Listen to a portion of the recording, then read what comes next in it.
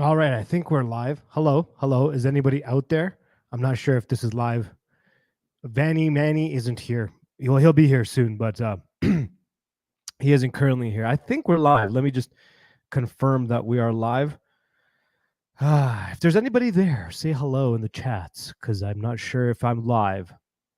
I hope I am there speaking to you guys. It doesn't look like it. Manny, I'm not sure this is working here.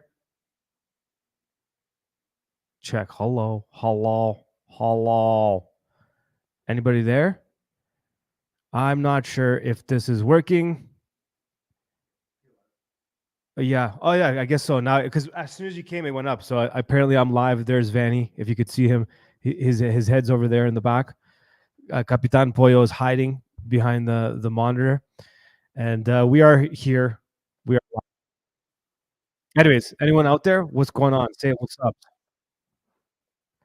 So I was just thinking about doing a random stream today, and let me see. I think I see some people's up in the chat. Who we got there? We got Christina, Orthodox Family Life. Mischief, Miss Chef. What's up, my dear friend? Stephanie, Cyprian, Nadim, Nella, Moldy Apples, Benjamin. Hello, guys. How's it going? Hope everyone's there. Yeah, so I was just thinking about randomly doing a stream today, which is what this is. But I didn't want to just randomly do a random stream, meaning like I didn't want to just do a stream where I'm just like, hey, look at this video and whatever, blah, blah. Not that there's anything wrong with those streams. Those streams are fine. But I did want to start, well, the art of conversation. I've mentioned it before on a couple of live streams where I wanted to start doing more of the combos with the Mano, kind of like the ones I've done with a few of you guys already. And I've always loved doing those like random off the cuff conversation type things. So I was thinking that's what today will be. Like if anyone feels like jumping on and having a conversation and like practicing the dead art of conversation. Now, let me be clear. Not that I'm criticizing the spurging, but there's quite a bit of that out there on the YouTube lands in the land of the streamers where people just get on and start jibber jabbering about whatever. It's less that. It's less like a panel of people just spurging out and more of like conversations, practicing an actual conversation, having an actual conversation. I do have some topics in mind, but nothing specific. So if anybody's interested, let me know in the chats. Would you like to jump on and have a conversation with me? What do you guys think? If not, I'm going to just ramble and rant about a few things right now. You know what we just did, which is why we were late. But again, my apologies for being late. We went to this place called La Comer here in Mexico. We went there to go do some grocery shopping. We actually got in our car and drove. We haven't been doing that a lot since we've moved to this new location. It's kind of odd. So that's what we did. We went there. We were actually looking for CDs. CDs to burn. What says, I'm stream sniping you, Nadim says. Hello, Post. Hello, Cyprian. Hello, Post. Hello, Orthodox Family Life. Hello, Stephanie. Hello, Mischief. I'm just going through the names again. What do you mean by I'm stream sniping you, Nadim? Please clarify, my darling. What do you mean by that? And by when I call you my darling, this is a non-Skittles darling. In a non-Skittles way. You know what I'm saying? You ever notice that if you talk like that on a microphone, placing your pauses in particular areas, calculated, it sounds like you're saying very important things. It's just the manner of how I'm speaking. I'm streaming your stream. Nadim is streaming my stream. How are you streaming my stream? Is there some sort of technological things that I don't know what's happening? Are you streaming right now, Nadim? Nads, are you streaming? I messed up with you really messed up this timing. This time, Mano. I'm sorry, Post. I totally messed up. What did I mess up? What am I not getting here? Hola, que es bueno, muchachos. That's Manny. He's jamming the Mexicans. The Spanish. So Nadim is streaming as we're streaming. That's all good. That's fine. That's cool. That's cool. You want to jump on here? Let me see. Let me see. You're streaming my stream. Where's the link to Nadim's stream? Let's check it out. I always feel weird just getting on and just not having much to say or talk about, which I can get into some stuff. But then I noticed that's what everybody does. Like everybody just gets on and just jammers and yammers. I think I'm the only one that feels weird about it. I don't see Nadim's stream. Throw your jinky jangs in the Jabla bar, unless Manny's got it. I'm stopped streaming though to join you. Oh, you didn't have to do that. Nadim, you didn't have to do that. Anyways, if anybody wants to jump on, Manny, if you're there, do you mind throwing an invite in there? I could do it. Being late. Sorry, post. Yes, I apologize for being late. Oddly enough, I hate being late. It's not a very Greek thing or a European thing. I don't know. Everybody thinks like they'll say like Mexican time, Greek time, Serbian time, or whatever. But Greeks, the majority of them I know are pretty late. I hate being late. My dad would always teach me that if you're on time, you're late. If you're on time, you're late. Which towards as we got older, because we'd always be the first at a Greek, like a family gathering, a Greek gathering, and we'd be like on time or like 15 minutes early, which is usually my dad's on time, and no one would show up for like hours. So we started having to come on time, and then after that, like 15 minutes late. But my dad, he is so particular that he would message them and tell them, look, we're going to be 15 minutes late because everybody's late. That's just how we do. So I apologize for being late. Went to La Comer, got some snacks, got some eggs. I'm lacking protein since moving to this area here. My body is withering. My muscle tone is gone. Got to get back in the gym. Anyways, what's going on? What happened here? Oh yeah, Manny threw in the streams. If anyone wants to jump on and have a conversation, I think I could jump on, but I'm on my laptop, so it might freeze a bit. I don't know. Come on, Christina, let's go. No worries. I don't care if it freezes a bit. It happens quite a bit. Manny threw the StreamYard link in the chat. If we get more than one person at a time, we're gonna have to take turns, unless we can make it a panel. I'm not looking to have a spurgy conversation. Again, nothing wrong with people that do that. That's all good. But I'm not looking for people jumping on and just spurging out, which, like I said, a lot of people like that and they love that. I'm not looking for that. What I am looking for is people who want to practice the art of conversation. You guys remember what that used to look like back in the day when conversation was a thing?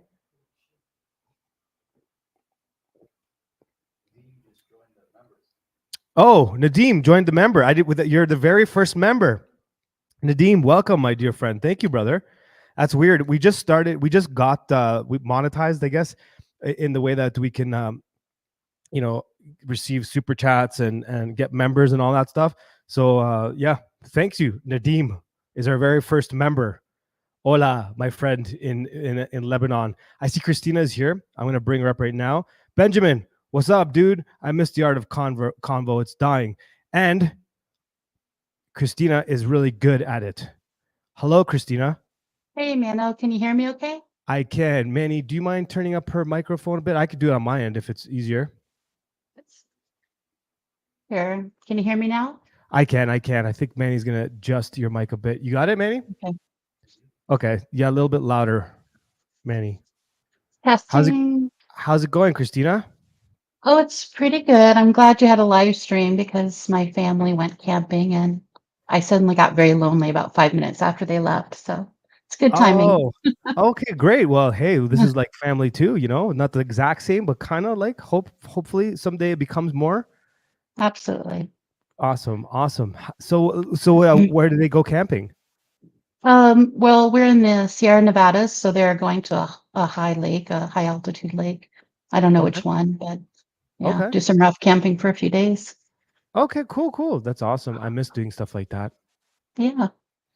Yeah, it's been a while because since I left Canada, obviously you can camp here, I guess, but it'd be a very different camping. You'd be camping in the jungle. It's like, which I guess we kind of did when we were at the ranch. We were at a part of helping build this sort of intentional community, not very hippie like, it was very, Mhm. very cool actually. And it was in the middle of the jungle, and we did our New Year's there, and I literally slept outdoors with nothing out there, and it sounds like a good idea, but then all of a sudden it gets a bit creepy when you start hearing weird sounds. Yeah, California camping is pretty safe as far as animals go, but Yeah. I'm from Florida and I would never camp in Florida. The snakes and I Yep. think the jungle would be like that. Yeah, not my thing. It is. It So, is.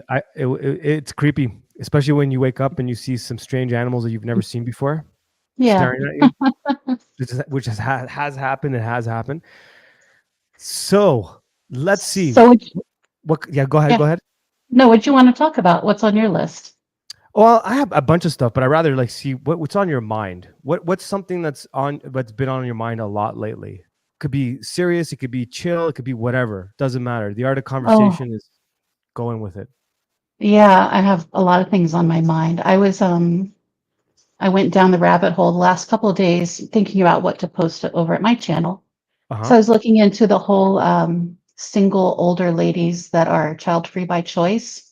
Mm. Super depressing, super Mm-hmm. depressing, actually. Mm-hmm. And just where to begin to even talk about that. So I'm hoping to find some Orthodox moms out there that want to hash out some of the reasons why these young ladies don't want kids. Okay, I like this. I like this. Mhm. So, did you just find out about this? I forgot they have like an acronym. I can't remember what they're called. Child free by What choice. Oh, DEENCS. Are you talking about dual income?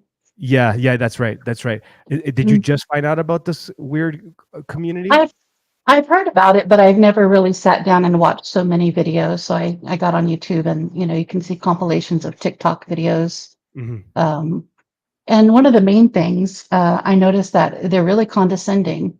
So I've heard about all these wars between young guys and girls or 30-year-olds, 20-year-olds. Hmm. But to just see how the women are talking to and about the guys, well, no wonder no one's getting married. I mean, it's pretty Yep. terrible. Yep. What did you So see? a lot of blaming, Hmm. a lot of blaming guys for why they don't want to have children, treating guys like they're children. Yep. But I think the overarching thing I saw was, their value system is completely different. So I don't even know if I want to talk to the women in the world about this because what they consider virtue, which is selfishness and doing what they want, they call that Hmm. freedom. It's completely different than what the church teaches. So I don't think Absolutely. it's going to bring them happiness or joy, but you can't convince people of that. Yeah, I think it's a big problem. I've seen a lot of people talking about it lately. I think it's Mhm. Matt Walsh, which I don't watch a lot of that stuff anymore. But he did a whole thing where he was like going through like Reddit groups and Mhm. reading out a lot of, and it wasn't, they weren't even like dinks, apparently they're called. Manny was saying, and you were saying, Yeah. there he was actually reading women who've had kids who regret it to the point where Right. they're saying some things publicly that I'm like, oh my, to even think that, but then to say Mhm. it, like there's one lady who's reading her comments that she pretty much doesn't like her child. She doesn't like talking to her child, doesn't like being around her child. And she was trying to be positive by finding something that she likes. And all she can come up with is making meals for the child. Like, it's Yeah, I mean, disturbing. there's so much to say about this. The dinks are different than the ladies I was watching Yeah. yesterday. Dinks are dual income, so you're talking about a couple that are doing that. But Okay. this was kind of one more step where there's single women and they're saying, "Why would I Yep. ever want a man? Yep. I can do everything for myself. I don't want children. I'm too selfish." And they're saying this as like it's a good thing. Yeah. Yeah. And No, of course, Manny said, yeah, the dinks thing. Manny said that. I didn't even think that that's what it was. But yeah, I knew what you were talking about. they're Sorry. similar. They're Yeah. Yeah. similar, Yeah. but a lot of the same ideas. But our whole faith is based on sacrifice. Like Yep. our Lord sacrificed himself for us. I mean, Yep. that's where we find true joy and fulfillment and where we find ourselves, right? So Yep. I think it needs to be said, at least for the young girls, and always bringing it back to, these red pill guys, like Matt Walsh, let's say, he's got some things right, Mhm. especially analyzing the problems, but the answers are always to be found in the church. Yes. And that concept actually came back to me. What were we on last night? There was a live stream. Mr. Westford. Yeah, I think Yeah. the same thing kind of ran across my mind where, we're maybe some of the people that are new to the church are still used to trying to figure out all these conspiracy theories or, flat earth or whatever. And they're out there looking for the answers for who's the smartest or who's done Yes. the most research. But the answers are always in the church. You Yes. just have to know where to look. And some of it's not in English yet, but increasingly, it is in English. So I think people need to get used to diving into our tradition for these answers. And of course, what it means to be a woman, a man, a father, a mother. I mean, we know how to do this. You don't need to go looking, to Matt Walsh or, these dinks or young ladies who want to be child free by choice. They don't have the answers. So that's my I spiel. fully agree. No, I fully agree. That's and this is an important subject, I think, too, because also I was working on the song, and part of it was talking about the virus of modernity, and it got me thinking about my situation and other situations around me. And I don't have no problem being open about my stuff, but I bought into some of it too, and not even knowing that I did, because I thought I still was traditional, because I never bought into feminism ever. I was always against it. I was against all that stuff. But some of my other beliefs, because modernity will slip into your mind like a virus in ways you don't even imagine. So like me, through like the whole rock and roll lifestyle, let's call it that. A lot of those thoughts of modernity came into my mind. Like I must be honest, I didn't do my part as a man to properly build a family and support my family. And there's many reasons for that. Which is weird, because the first 5 years of my early 20s, I was doing exactly what my grandfather, my dad, and everybody else was doing. Like I made sure at that time, my girlfriend, then she became my wife. I made sure I paid for every date. I made sure I paid for everything. I had certain I didn't have the expectations I should have had as a traditional man, if that makes any sense. But I did do those things. And, and then later just life changed. I changed, and I took on a lot of these roles. So I think like the virus of modernity, which is what I'm getting at, kind of seeps in different ways. You don't have to be a feminist to have some of these modernity thoughts. You know what I mean? So I think Absolutely.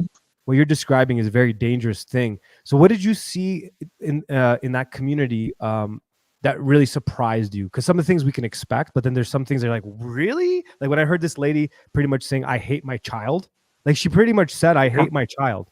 And I was like, Yeah, wow, that I didn't actually see that. doesn't surprise me. Really? Because children, if you don't raise them well, become pretty annoying. Yeah. I mean, if you let your kids do whatever they want to do, you're not going to like them by the time they're 5. I'm sorry. And Yeah. this is Yeah. why Adam Lockridge and I have a talk scheduled in another week on teaching obedience to children Awesome. and the prerequisites and kind of the bigger picture around that, because people think you have to be angry or something to discipline your children, and that's not it at all. Mm-hmm. But yeah, if you don't discipline your kids, they're little snots and nobody will like them, and eventually you won't either. So Yeah. that actually doesn't surprise me. But just the disdain they seem to have for everybody and the tone. It's interesting if you go to YouTube and watch these videos that are compilations of YouTube videos, TikToks. What you see over and over is women speaking in a very condescending way, but like they know everything. And I'm sorry, these are like 25-year-olds. They don't know anything. Sorry, all Yeah. the 25 years old out there, but they're speaking It's true like though. they're a college professor and like they have all this wisdom. It's like, I'm Yep. sorry, you're an idiot. You Yep. just are. And I feel really bad for you because you're burning yourself here. Mm-hmm. But you really see that. And if the tables were turned and men were speaking with that tone and that Mm-hmm. language to women, Mm-hmm. I mean, we all know what would happen, right? You'd be a Mm-hmm. misogynist. And so I don't think Yeah. women realize how nasty they are. And if they do, they wear it as a badge of honor, right? This is the Yeah. whole, That's is it very true. Hillary? You know, it's just That's sad. I very mean, who true. wants to be that way? Yeah. And then they expect to be wanted. Yeah. That's the part that bothers me, is like when you say, well, why would I want you? Like I started changing some of my conversations with some Hmm. women, and not trying to be a jerk, but then this lady was telling me all the things she wanted. And then I asked her, because I've been trying to practice conversation, the art of conversation, as we're doing currently, Mhm. on many different levels with many different people. And I'm trying to see, like, it occurred to me, wow, people forgot how to have conversation.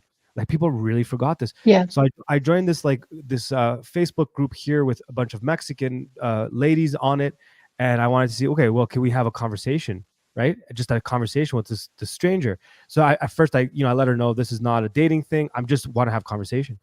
So she's telling me what she's looking for and her expectations, and she had a very high bar, I'm sure you've seen on Mhm. TikTok.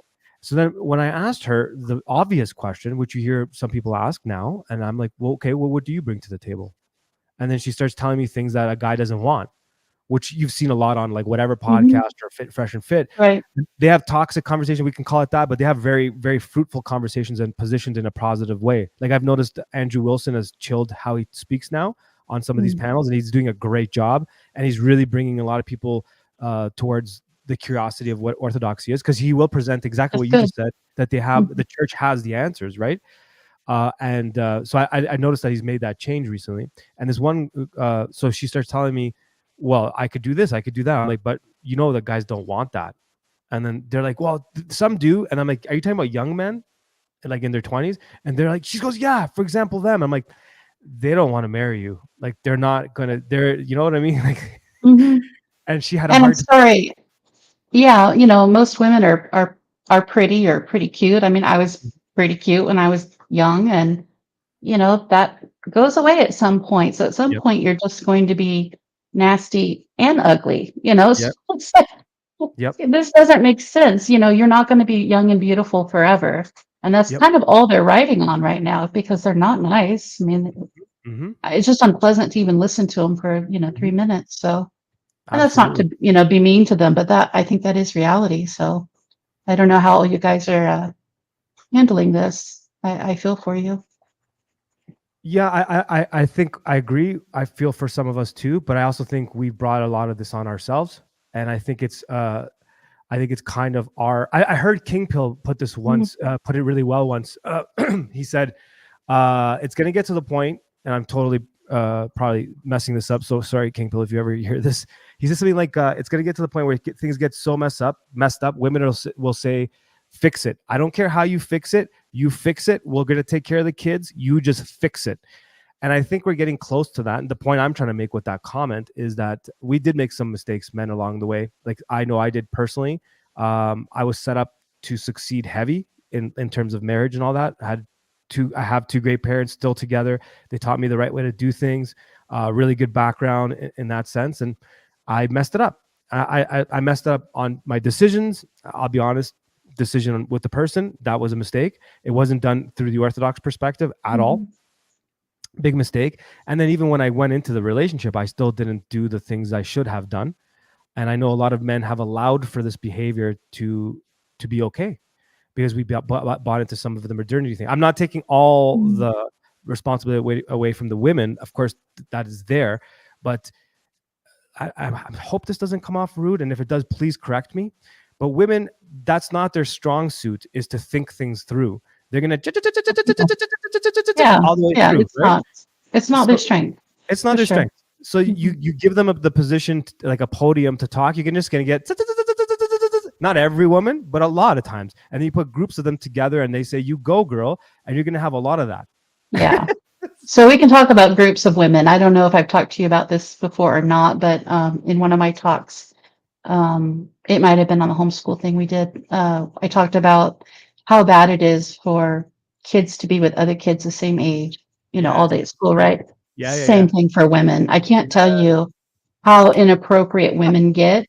Even church women, even Orthodox women, even Presbyteras. Okay. Yep. I've been to so many bridal showers that were over the top, inappropriate. And I'm sitting there as an 18, 20-year-old. I thought, never again, I'm not doing this anymore. Even, I love them, but my homeschool, Protestant friends, same thing. Mm-hmm. There's something that happens when women get together that they completely Mm-hmm. forget themselves. And I've come home and I've told my husband some things that were said, and he was shocked. He said, men do not talk that way when they're Yep. in groups. Yep.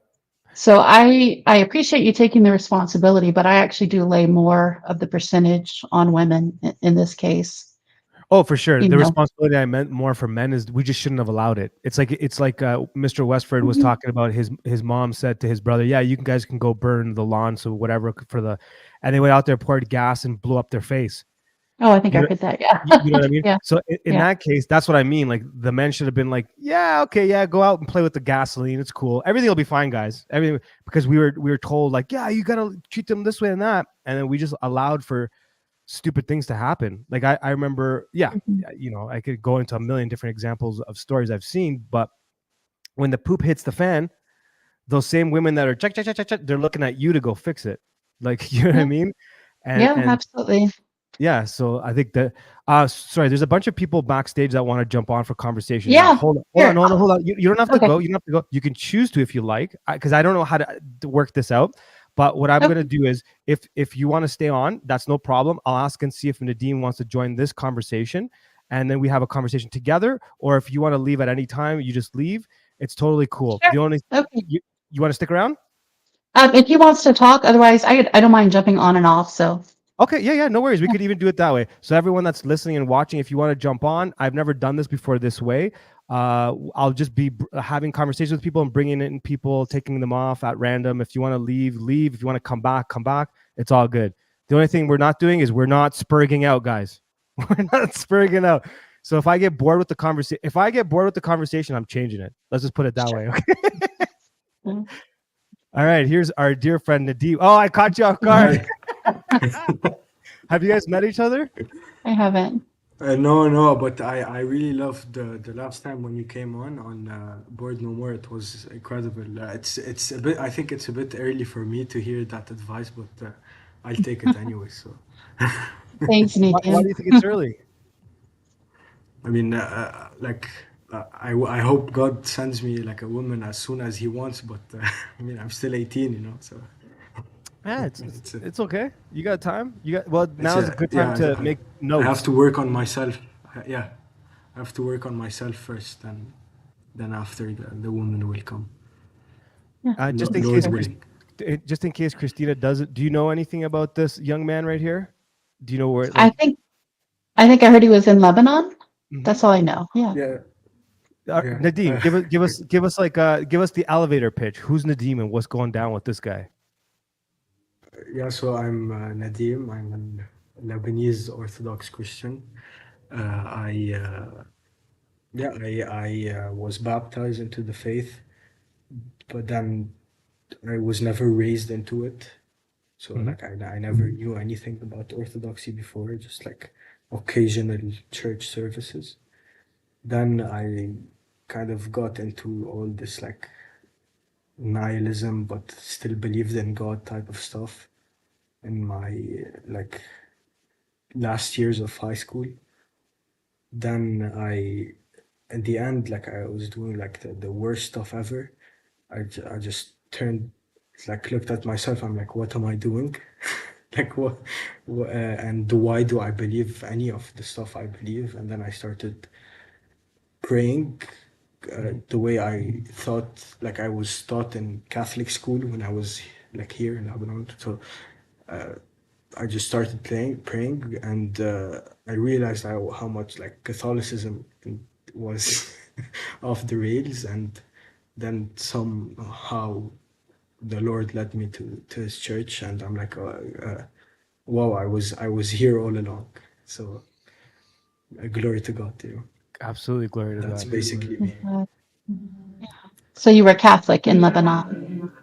No, I just was in a Jesuit school. I was Orthodox. I Oh, was baptized in the okay. Orthodox faith. Like my dad is Orthodox. My mother is Greek Catholic, Melkite. Hmm. Okay, yeah.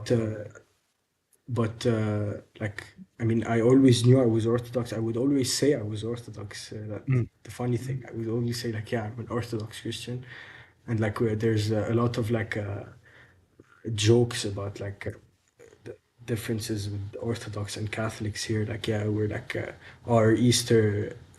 Like I thought it was only jokes. I'm like, yeah, our Easter is the true one because it rains on Good Friday when Yep.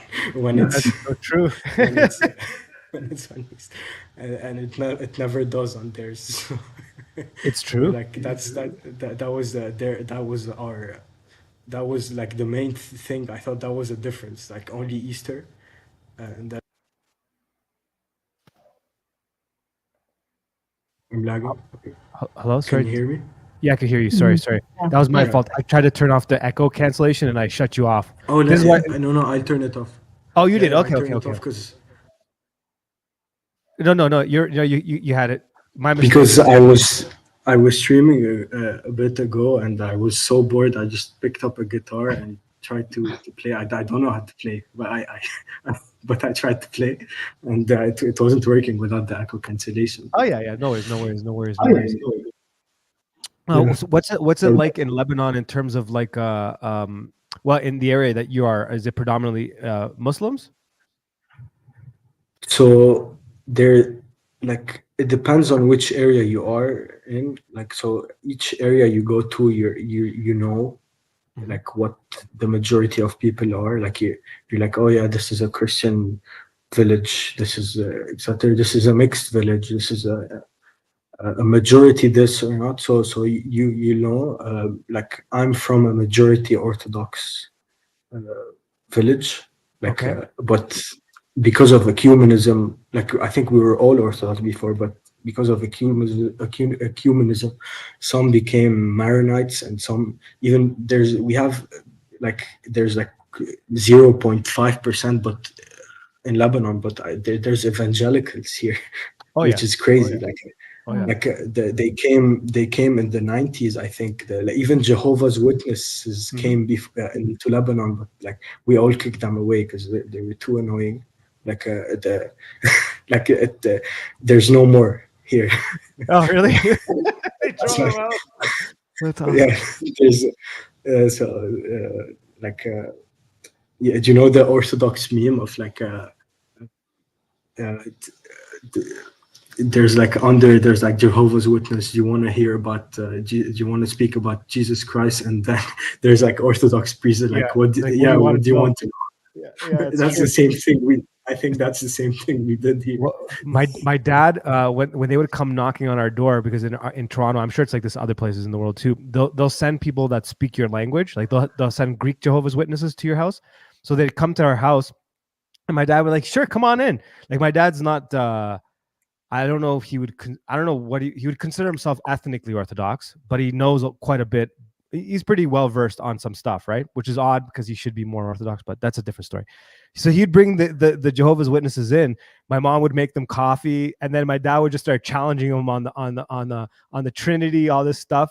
And there was more than a couple times where the person would like. So this one group would come to our house, like there was like this head Jehovah's Witness guy, and he'd bring two others.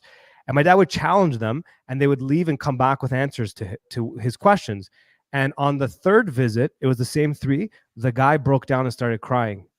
So after that, apparently my house got banned, and they said no more Jehovah's Witnesses to their house. And how I found out is one of my friends, for a short period of time, had converted to Jehovah's Witness. So I did ask him, I'm like, why did they stop coming to my house? Because they used to come like all the time, like every couple months. And then he looked it up and he goes, "Oh, your house is banned." That's the sickest thing ever. Like that's the It was best thing good. ever. It was good. I learned a I lot would love about my how to. house to be done. I learned a lot about like apologetics from watching my dad do that, and it was awesome because he would be really calm and chill. He's not yelling at your face. He's not getting in. He's just asking you questions, that kind of thing. And I don't remember if it was he was showing examples in the Old Testament. I think he made the reference. I think it was the moment he made the reference where Christ says I about Moses and I am, and he made the reference and he went back and they read the two pieces together, and then you just saw the guy's face just start shaking, and then he just started crying. And I was like, okay, that's how you do Why? it. Because he found the truth, or Yeah. because he was too annoyed. Okay. No, Okay. because he was. It happened to my friend that I said converted for a while. Like I tried to be really gentle with him and nice and kind of walk him through it. And the day came when I could tell he no longer believed what he was saying, and he just had to accept either I double down on this nonsense or I leave. And I remember that day we were in my car, and we were just having this conversation. I wasn't Orthodox, I guess, but I've always had this love for Christ anyways. So even when I was talking with him, I was kind of saying, wait, you're in a cult, man. And I was just trying to take him out of the cult using the Bible. So I wasn't trying to do it as an Orthodox person at that time, I guess, but maybe I was and then didn't know it. And I remember the moment where I just started, asking him questions, doing the same thing. And I could just see in his face, he's like, I don't have any answers for this. I don't have any answers for this. And I just said to him, listen, man, it's totally cool not to know. Just go home and just think about some stuff. And I think 4 or 5 months, I didn't see him for 4 or 5 months. And then he just called me up. He's like, let's go for a walk. We went for a walk. And he's like, I'm out. I'm like, what do you mean you're out? He's like, I left the witnesses. He goes, I lost all my friends. They banned me from this. They banned me from that. Can I still be your friend? I'm like, that's such a weird thing to say. I'm like, of course we're friends, dude. It was weird. Anyway, sorry. That's my little ramble about Jehovah's. And did he come back to the faith, or? He and I both took different journeys. I think recently through my podcast, oddly enough, a lot of the cradle Orthodox I grew up with are asking me very interesting questions. So I think he's close. He went to church for Easter, for Pascha. He went to church, but we always would. But I think he went to church. You know what I mean? Not just went there and held the candle. You know what I mean? I think he actually went early to service, and I think he did epitafio, or I don't know how to say that in English. That's Friday when they do the I don't know, how do you say that in English? Christina, you probably know. Vespers, maybe. No, The Vespers. shroud. Sorry? The shroud. Yes, the shroud. Yeah. I have to learn all the English terms because I can't communicate. I don't know that. Yeah. Yeah. I don't know them in either Greek or English. I think I know them in Arabic. So Yeah. So Nadim, do you have people your age there? Orthodox people, like a community? So I live in London. So now I'm here in Lebanon, but I live in London for college, for university, and there's a like very nice Antiochian parish. Like they're all like Lebanese and Syrian, and there's some converts there. So yeah, that there's a youth there is, and but they're a bit older than me, which I don't mind. I since I was a kid, I've always hung out with like people older than me, but there is like the ROCOR has a very, very prominent youth group, and we always like meet with them. So yeah, it's very nice there in London. I think it's growing a lot in the UK. Here in Lebanon, because like my family is just like culturally, not even, they're just culturally Christian. I can't really be like fully Orthodox in front of them. It's not very, like I can't go to a monastery when I want or something. That's not really an option. But glory to God. What would they do if you did? Like, how would they react? They'd be too scared. As soon as I started going to church a lot in London, they kind of got like scared. They thought I wanted to become a monk or something. Even they don't like, even they want me to, they're scared that I become a priest, not even a monk. Like it's at that point, and they think like, oh yeah, why would you do that to your life? Like Really, you would lose all your life. Yeah. Yeah, It's very common. They talked me out of it too. Yeah. Oh, did they? Oh. Yeah, when I was a child. It's very common. I hear this a lot, Nadim. Yeah, so I'm glad you have at least some friends that are Orthodox. It's I've told my story on Mano's channel, and I converted when I was 17 from Protestantism, and I didn't know anyone who was Orthodox in my age by 10 years on either side. So it's I had to move away to find friends. It was before the internet. So, I look at that and look how important this channel and other channels like it are for people like you that, to give you support. I never knew this until recently. Yeah, it's a yes. I love the online Orthodoxy, like the chill ones, not like the. I never really encountered a lot of them, but like like I hear people talk about like the ortho bros and everything, but like to be honest, my experience was very good, so I can't I can't really complain. Have you dipped into the ortho bros side of things, or like you're saying like you don't see it that way? What do you mean? No, I don't see them a lot, like the Oh, ortho okay. bros. I like you really have to stay on Twitter a lot. Like sometimes I see Yeah, glimpses of it, but yeah, but yeah. I've been called an ortho bro. I was going to No, ask you, are you one? And is I it don't know. negative? Is it a negative term? yeah, Some people I use it. would call myself an ortho bro. I Like like that. some people definitely you know, Protestants, Roman Catholics, atheists, yeah, they mean it negatively within Mm. the orthosphere, whatever you want to call it. I don't think we don't look at it negatively. Like I guess I technically, think yeah, there is.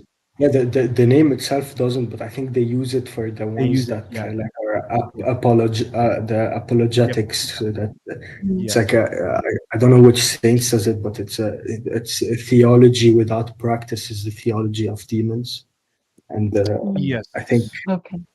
that's the one even Orthodox priests. I think Father Peter Hirsch talks about like those people that join Orthodoxy for the wrong reasons. yeah. They all have made reference to, like, most priests I've heard talk about it, but there is like a good way of doing it and a bad way of doing it. I just want to make that clear. I'm not saying Mhm. the majority of it isn't, maybe, but there, you know, and I have talked to a few priests off you know, like I don't know why I'm blanking out, but not live, be privately, and I could explain that you know, some of them have done a lot to bring people to the faith. It's what you do with it after, and I think what you said, Nadim, is important. Without praxis is very dangerous, and it shouldn't be what you should do. But then some people get blamed and called ortho bros, where I think it's kind of Correct. unfair. I think it's a little unfair. Like, some of them have done some really good work. I know many of them have helped me, you know, and like, I have to say, I've said it a couple times. I'll say it again because I think it deserves to be said.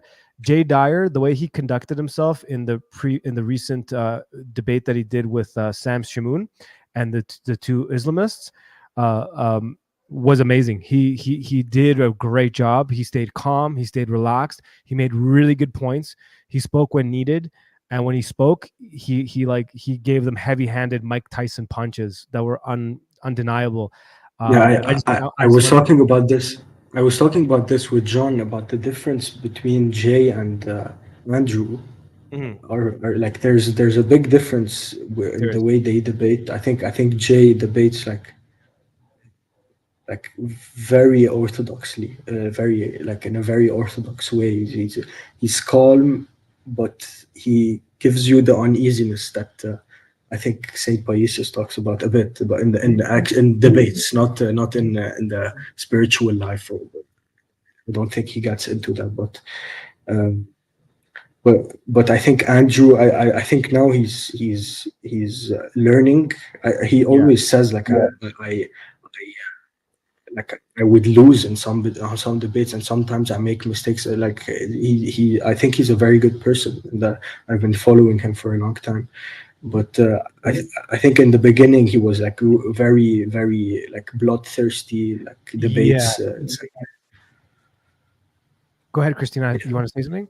Yeah, I think it just takes a while for the converts to take on that Orthodox ethos. And Mm, I think people like you, Nadim, and you, Mano, even though maybe you weren't practicing for a while, but just the fact that you grew up in an Orthodox home, you just know how it should feel and how it should look and how it should sound like. mhm, And I think a lot of Americans come in with good intentions, but mhm. with their guns out, ready for a fight, and they're going to take it on and they're going to smash their. Yeah. And you just don't see any Orthodox saints, acting that way.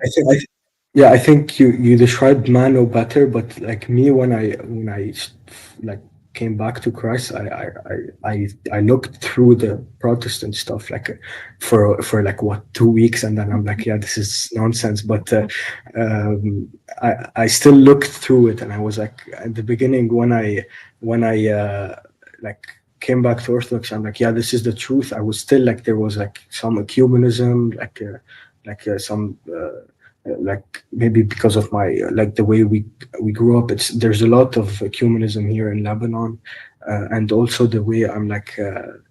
I was very, and then when I found Orthodoxy, I'm like, yeah, I need to tell everyone and everything. But then it kind of dialed down, maybe faster than a convert would. Yeah, of course. That's a good point. That's what happened to me too. Because when I got into the space, I didn't say, oh, I'm going to make an Orthodox podcast. It kind of happened by mistake. It happened gradually, or not so gradually.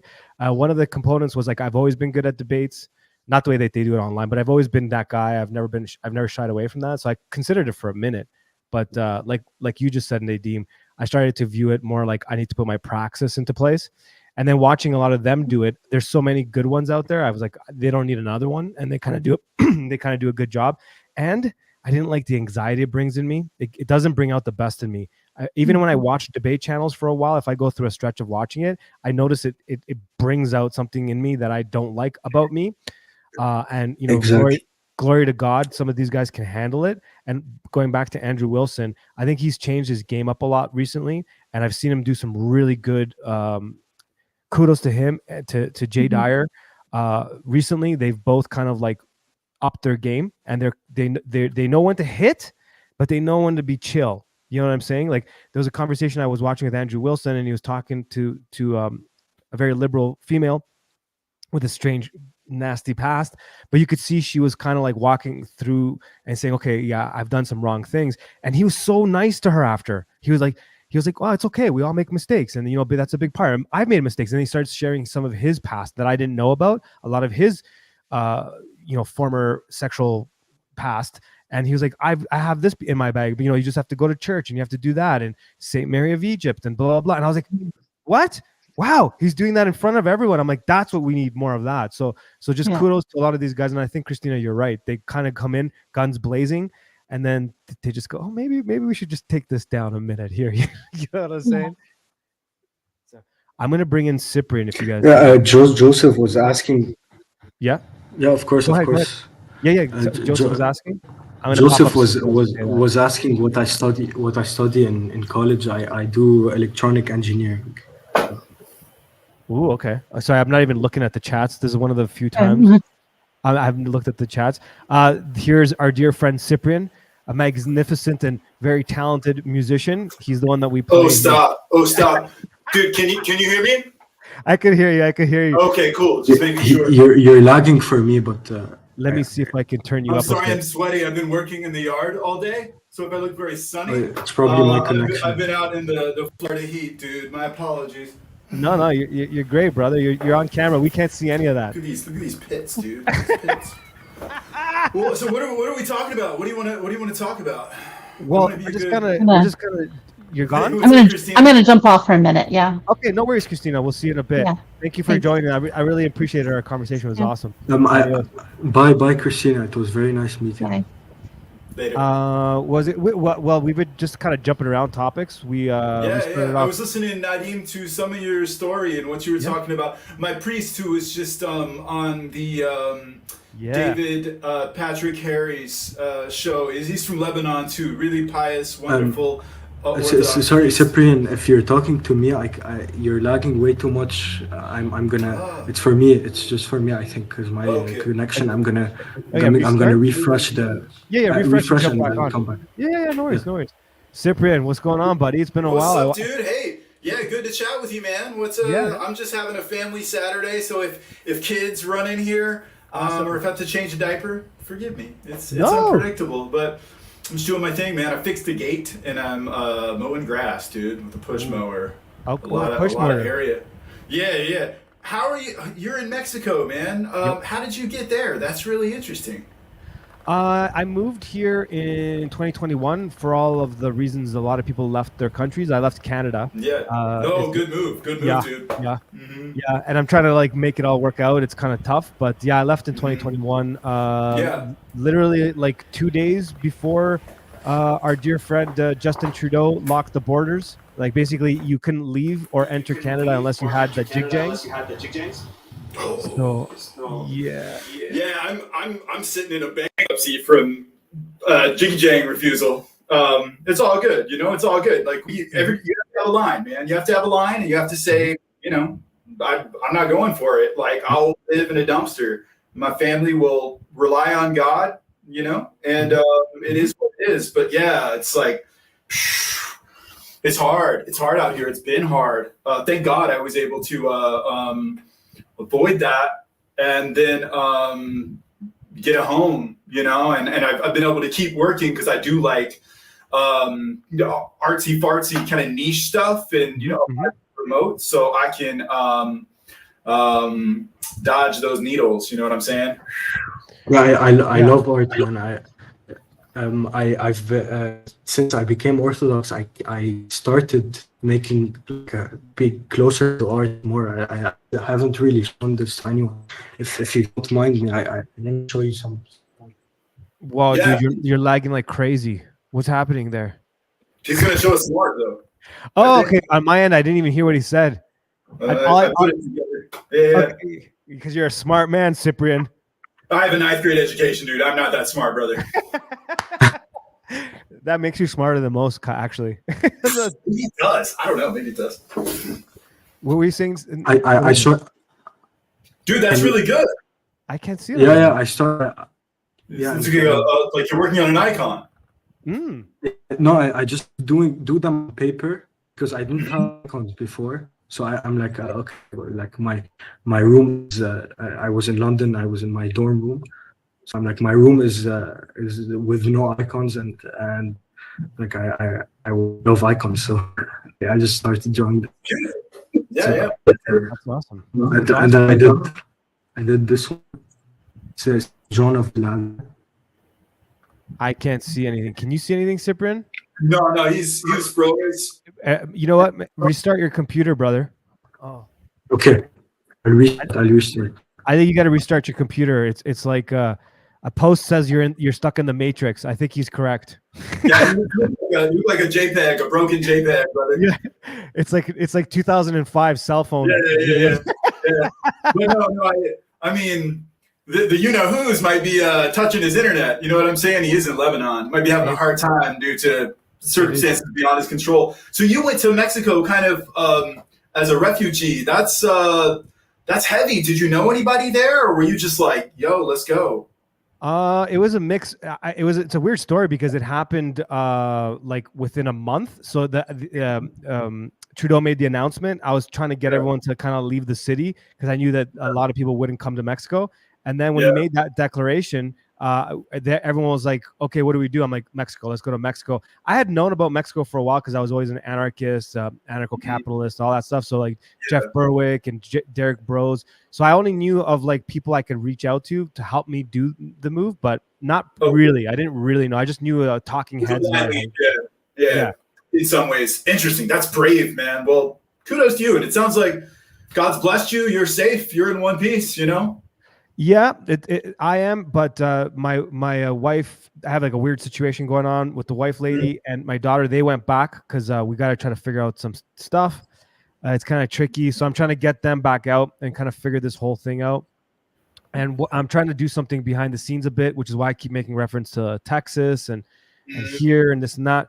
So I'm trying to figure things out because I see things are going sideways for a minute. And I think we got to get prepared in a calm, rational, and non-black pilled way. Yeah, absolutely. We have to trust in the providence of God. But if you have a family, you have to. We've got to take care of them, and God helps. But also if we're losing it, and we're kind of coming unglued because we're afraid of the next thing, because the next thing is always on the way. Yep. But they look to us for strength, and if we are not strong, it hurts everyone, as men, as guys, big time. Absolutely. Nadim, I think you're up to like 10 frames per second, man. Move your head. Yeah. You got frames, dude. You got frames. It's not lagging for me anymore. It's lagging occasionally. No, you're good. You're good. Oh yeah, because on my end he's not, so that's weird. Okay, whatever. We'll just see what happens. No, I agree with your statement there, Cyprian, big time. And that's why, I think instead of sitting around complaining or, doom scrolling or, panicking or, shutting it off by just getting ripped all the time, We have a small window where we can take we could take action and take set ourselves up. And if nothing happens, well, it's not like you're in the middle of the woods, but you just have really cool neighbors. You know what I mean? That's kind of how I see it. That's how I see it. So I think it's great. Yeah. I think it's a good time to be alive. Yeah, it's a little bit scary. Because you're in Philly, right? Sure. No, dude, I'm in Florida. I'm in Florida near the Ephraimite monastery in the middle of nowhere. So we're in the sticks. We're in the sticks, not far from Ocala. It's just very rural. There's nothing around here. Yeah. I'm nowhere. It's great. It's cool. It has its own issues. That has its own issues. There's a lot of DRUGS out in rural areas. A lot of things that go up, a lot of things that go down, and people walking through the streets and all kinds of shenanigans. But God keeps us safe. We've been very blessed. It's good, and it's good to have a monastery close by. 2 monasteries. We got the women's and the men's monastery. The Panagia and the Annunciation are both very close. Awesome. So that's awesome. That's great. Yeah. That's the model I'm looking for. Yeah, Post is in Philly, not you. Sorry, I always mix you and Post up because you guys both make equally awesome music. But you're in. He sent me some stems. I'm gonna do some with one of his tracks, so it'll be fun. Yeah, that's awesome. Started, but it's gonna be good. Then you guys. We play it first on SOS, man. We gotta play it first on SOS. Yeah, of course. Yeah. No, that sounds good. Yeah, we're trying to put something together. Soon we'll have a little bit of an announcement, so it should be cool, like a little compilation / record label-y thing. What you can do these days. I worked in the music industry as well, and what you can do these days is have fun and do it for the love, and maybe it's kind of a mission too. I don't know. I don't know what it is, but I think you're kind of, when you're not doing it for money anymore, you're kind of free to do whatever you feel like, which is a beautiful thing, Yeah, you still should get. I think we still can get paid, and there's actually a really good opportunity for artists and musicians in general. If we just change the way we see things, there's a lot of money to be made in a good way, where you don't even have to even worry about. Mostly, like, the only time you have to worry about the kind of content you put out is if you have a contract, and you're you're signed to a record label in that way. They own your masters and your copyrights. But if you remove that and change the monetary system, it changes everything. So I think we have to reframe and we have to rethink the way we see our music. So kind of almost look at it, the actual track you put out and you put on Spotify, that's your commercial. And then from there, monetize other ends of it. And we'll talk about it once we kind of have it all laid out. But it's pretty cool. What did you do for Sony, if you don't mind me asking? I'm just curious what you did. Yeah. What was your vibe there? What were you doing? I worked for so I went to music school, one of the best ones in all of the world, actually. But it is in Toronto, called Harris Institute. And then when I graduated, I was before graduating, I was there as an intern at Sony BMG for a subsidiary record label that was like an indie label. It was mostly an indie distro label. It wasn't a label. But then as I got there, it just so happened providentially that they wanted to actually incorporate a record label with it. So it was a distro and a record label. It was called Red Ink. And we put out some really cool stuff. So after I interned there for about a year and a bit, I was just kind of like helping with distribution. And then after I was the head of, it sounds impressive, but it really wasn't. There was like 4 of us. I was the head of indie sales, meaning I was the guy that dealt with all the independent record stores in Toronto and Canada in general, which is that was actually the coolest gig because I got to be on the ground level. I got to meet a lot of bands. I got to help bands get signed. Then I also was going like on the ground level to each store where like you could be the tastemaker. You could be like, trust me, this album, it's gonna you're gonna love it. So I broke some artists. I mean, I helped break some artists for sure in Toronto. I was gonna say, it sounds like you're almost like a A&R, a pre-A&R of some sort. That's really neat. I was the guy that the A&R guy would be like, so Mano, we would be out for a cigarette. Who's cool out there? I'm like, wait, you don't know who's cool out there? He's like, well, not really, because I go to clubs. Yeah. You're on the street. And I'm like, you got to check out this band. You got to check out this band. Yeah. And so it was a pretty cool gig. It was a pretty cool gig. That's neat. What did you do? Because you look labels too, right? Yeah. So I was in Nashville, and man, I hate talking about myself, and I don't want to like get too deep into anything, and I could just go and go and go. Like, but Cliff Notes is I was in Nashville, and I kind of went there to like do it. I didn't know anybody. I was just like I want to be like a cool producer guy. I was doing jungle at the time, drum and bass stuff, you know. And I moved to Nashville, and I end up getting a night or whatever. But I'm poor. I don't come from money, you know. Like I don't have like. I have one living parent. My parents weren't together. You know, I wasn't like, when I got into Nashville, like, I was like, oh, it's like, and it didn't really hit for a long time, but I was a big, it was just Nepo babies everywhere, you know, forgive me. It's a thing. You meet a lot of people in the industry, and there's a lot of moneyed interest, and they have a lot of safety nets. I was waiting tables for like nearly a decade before I started working as a writer and a producer with Warner and Sony and Curb and Capitol. So I worked with big I worked with Grammy award-winning pop artists and did beats for them and co-wrote songs and got writing and publishing. And you know, I went to the Bear and saw the Fair, dude. I did it up, you know, and I realized. Yeah, I realized that I didn't fit in. You know, I definitely realized that like that's not my vibe. That's not my bag. I'm not like. It's all these like added up like male model guys that are just like tweaking, you know, and you write songs every day, and it's like a machine, and you know, you get up in the morning and you're like Kelly's sister with the pink tank top, da da da, and you know, then you write after lunch you write the chorus, and you know, it's just like it's a big machine. Yep. And I kind of like my break into the industry was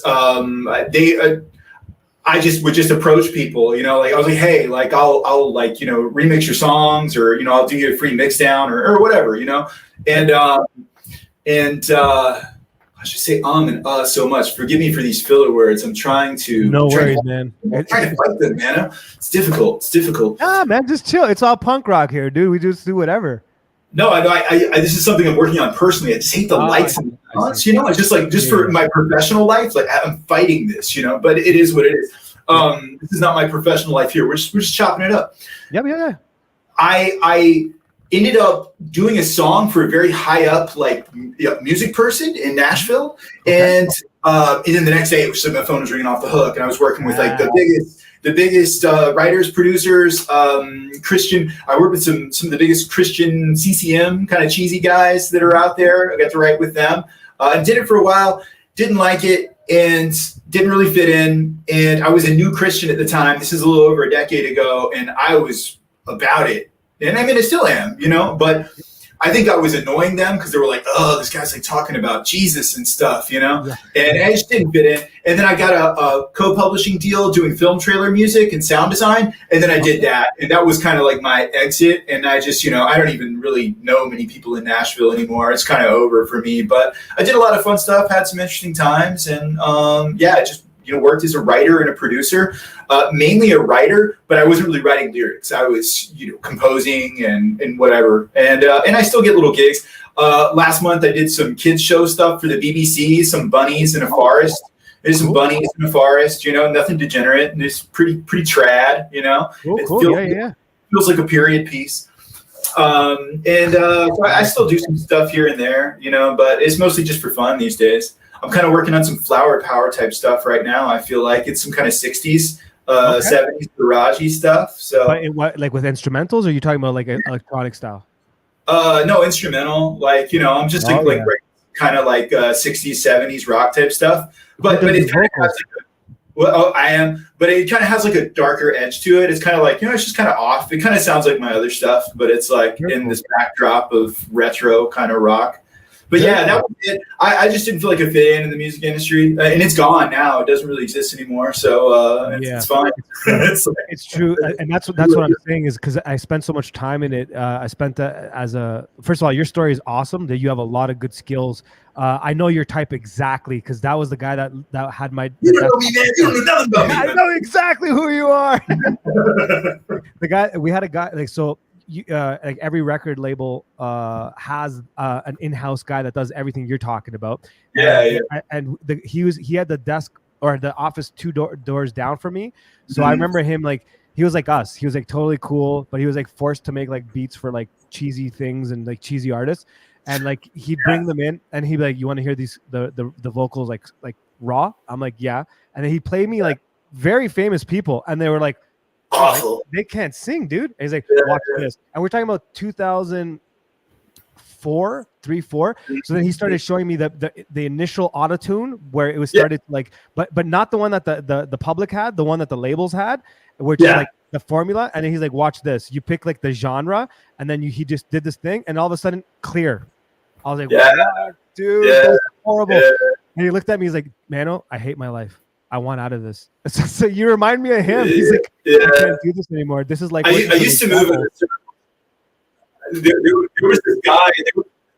There was a guy that I worked around that did the Insane Clown Posse's beats, and he felt that way. You know, like that's not cool. Nobody wants to be famous for that. But you know, it is what it is. It's a living, and I like music a lot better doing it just for fun. You know. Absolutely. Yeah, I know Squake. What? Yeah, I know Squake. His name's Gino. Yeah. I used to DJ with Squake. That's nuts, dude. How do you know Squake? Did you go to Club Mai? Where did you go? That's crazy, bro. Slow boy. Bro, that's crazy. That's messed up. I can't see chat on your end. You have to promote this thing. Okay. I'm just seeing StreamYard. I'm just seeing. Oh, okay. So if you click on the top, it should say comments. If you on the sidebar, if you hit comments, you could see them. Oh yeah, of course. Yeah. Forgive me, of course. Okay. Yeah, dude. Bro, that's nuts. Hold up. Yes way. Yeah, I stayed up. I'm gonna air him out. We were dude, me and Squake and Hunter, we used to get the biggest electronic music producers in the world, really, to come to Nashville, and then we would have them not get a hotel, and they would stay at our little studio, and we would just like hang out and write tracks and stuff like that. But yeah, I haven't talked to Squake in like a decade. Gino, I hope he's well. But no, he's a great dude. He's a really good dude. We had a night called Represent that was in Nashville at Club Mai, and we played drum and bass. Yeah. That's very cool, man. See, Slow Boy knows everyone. People talking about Squake in here. Is Kevin in the chats? Is that Kevin? Is that Goat Farmer? Is that who that is? Yo, Kevin in the chats. Is that you, my dear man? Sorry. I'm just trying to respond to the chat. That's good. I'm flipping out right now. Sorry? I'm flipping out. It's a small world. That's crazy. It is a small world. Dude, you have no idea what a small world it is. I get messages from people that like they know this guy and that guy. I'm like so confused. It's crazy how they do. Yeah, that's who it is. What's up? Goat Farmer. Welcome, my dear friend Kevin. Met Kevin at Bitcoin Mystery School. The other Cyprian, not you, Cyprian. The other Cyprian. His little thing. DJ Squake. That's crazy. Yeah, one day, me and DJ Squake, Gino, and like all our friends, we were up, and it was like 6 a.m. and we had not been to bed. This is 15 years ago. And I remember he had these glasses with no lenses in them, and he was debating on going to work the next day. And he was like, if I wear these glasses with no lenses, will this make me like look straight? Will I not look shy? Like, and I was like, bro, do not wear the glasses with no lenses, because you don't wear glasses, and this is gonna like start a conversation you just don't want to have, especially on no sleep after you've been raving all night. Crazy, dude. Well, that was more attention to your eyes. You're like, look at this thing that's never on my face. I'm in my eyes. Like, look at my eyes. No lens. So it's like it's foolishness. But yeah, I mean, we that was crazy. But yeah, he's a great dude. It's fun chopping it up with you. I hope we're not spurging out. Is this spurging? Not at all. No. What I mean by spurging is like, you know, when people have panels and then all of a sudden it's just one person over talking over another. There's no thread. There's no conversation. It's just people just like, this is my opinion. Wow. Yeah. That's a lot of young dudes too, and no disrespect to young dudes, you know, but like a lot of young people with, you know, no families and no life experience, and there's a lot of that on YouTube. There's a high noise floor, right? You know, it can be very tiresome, and you know, it's like the more responsibilities you have in life, the less time you have for those things, less patience you have for those things, I suppose. I agree. I just want to say a quick shout out to Nadim. I'm new to this whole like subscribing thing and all that. Thanks, brother, for gifting memberships. That's awesome. I just hear people say that. I've never actually said that. So thanks, Nadim. But I agree with you totally, Cyprian. And that's kind of like what I'm trying to change here. At least though, I'm not really interested in doing a lot of that stuff. And I get the appeal. It's never appealed to me. I don't really enjoy watching it, and I don't really want to participate.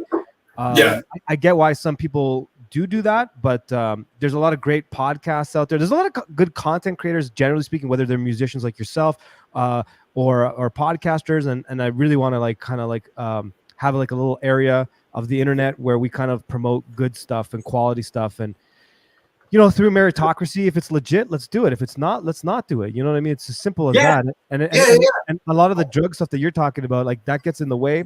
I'm sure I don't have to convince you of it. I remember, I used to smoke a lot of weed too, and I could tell you that got in the way. I didn't really make good music out of it too, and the industry has changed. It's really interesting. You think you're killing it too, but you're not. I mean, I used to know so many guys. Forgive me, I'm off access. I'm like right here. But no worries. I used to know so many guys, and myself included, man.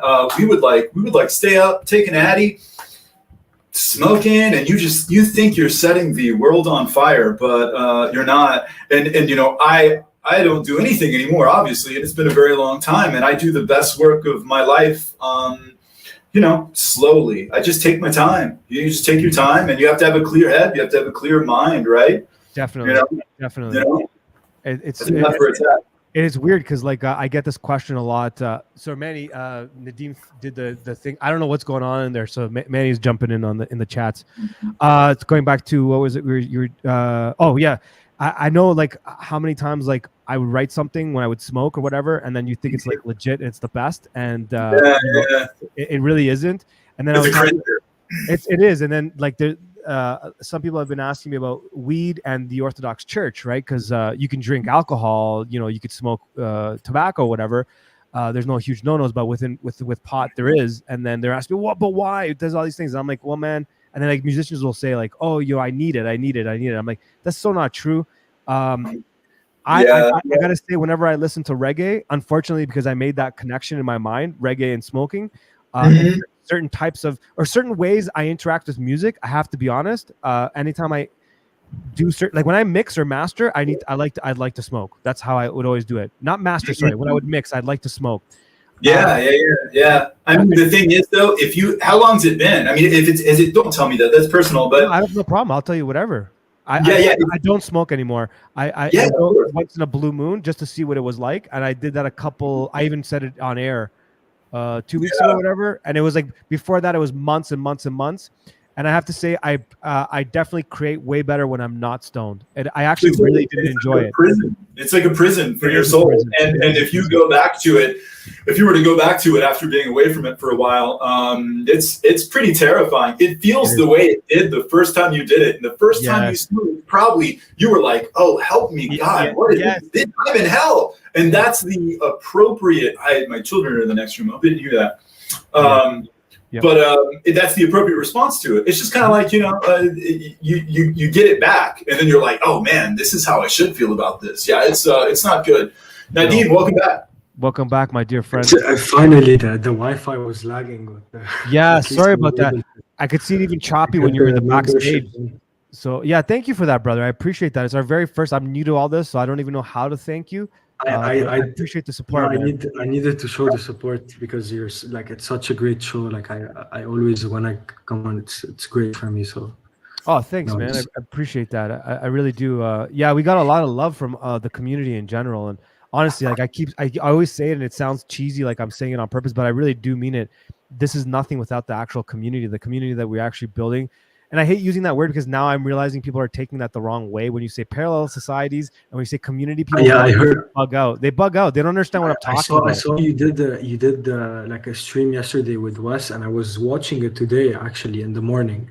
Yeah. And I got to the point where you're talking about it, and I'm like, yeah, that's amazing. Like to get a community of like Orthodox people together. That like it's like a plan B. we get the normal basic life stuff. That's where my people. That's what they did Exactly. when there were the Ottomans Mine too. were present, and your people we the Orthodox people, our history is rooted in this sort of parallel. Exactly. So when I said it on a couple of Orthodox podcasts and they jumped on me, I'm like, no, let me explain. Cyprian's doing it. You gather around a monastery and then you build a parallel society. It's not a commune. It's not straight up capitalism. It's symphonia, which symphonia in English, I guess you would say, where you have the church deals with the church, and then laity deal with the laity, the state, and then they commune together and they kind of figure things out. What's wrong with doing that? And if you're not stepping out of you're not stepping away from the system, you're not going you're self-sufficient within the community, and I think that's the best way to go about it. And if someone is still skeptical about this, just read the Desert Fathers, read their lives. Right. I mean, that's how we got through the Ottoman Empire. Greeks. They used to move away from the craziness of the world. Yes. And go to the deserted part. Yes. To live the ascetic life. And what would the Orthodox people do? They would follow them and create cities around those monasteries. Exactly. So exactly. I don't know what would they get mad about that. I don't know. I think it's because it's become a word. When you say community, they think commune. Number one. When you say parallel society, they think you're talking about going out in the bush.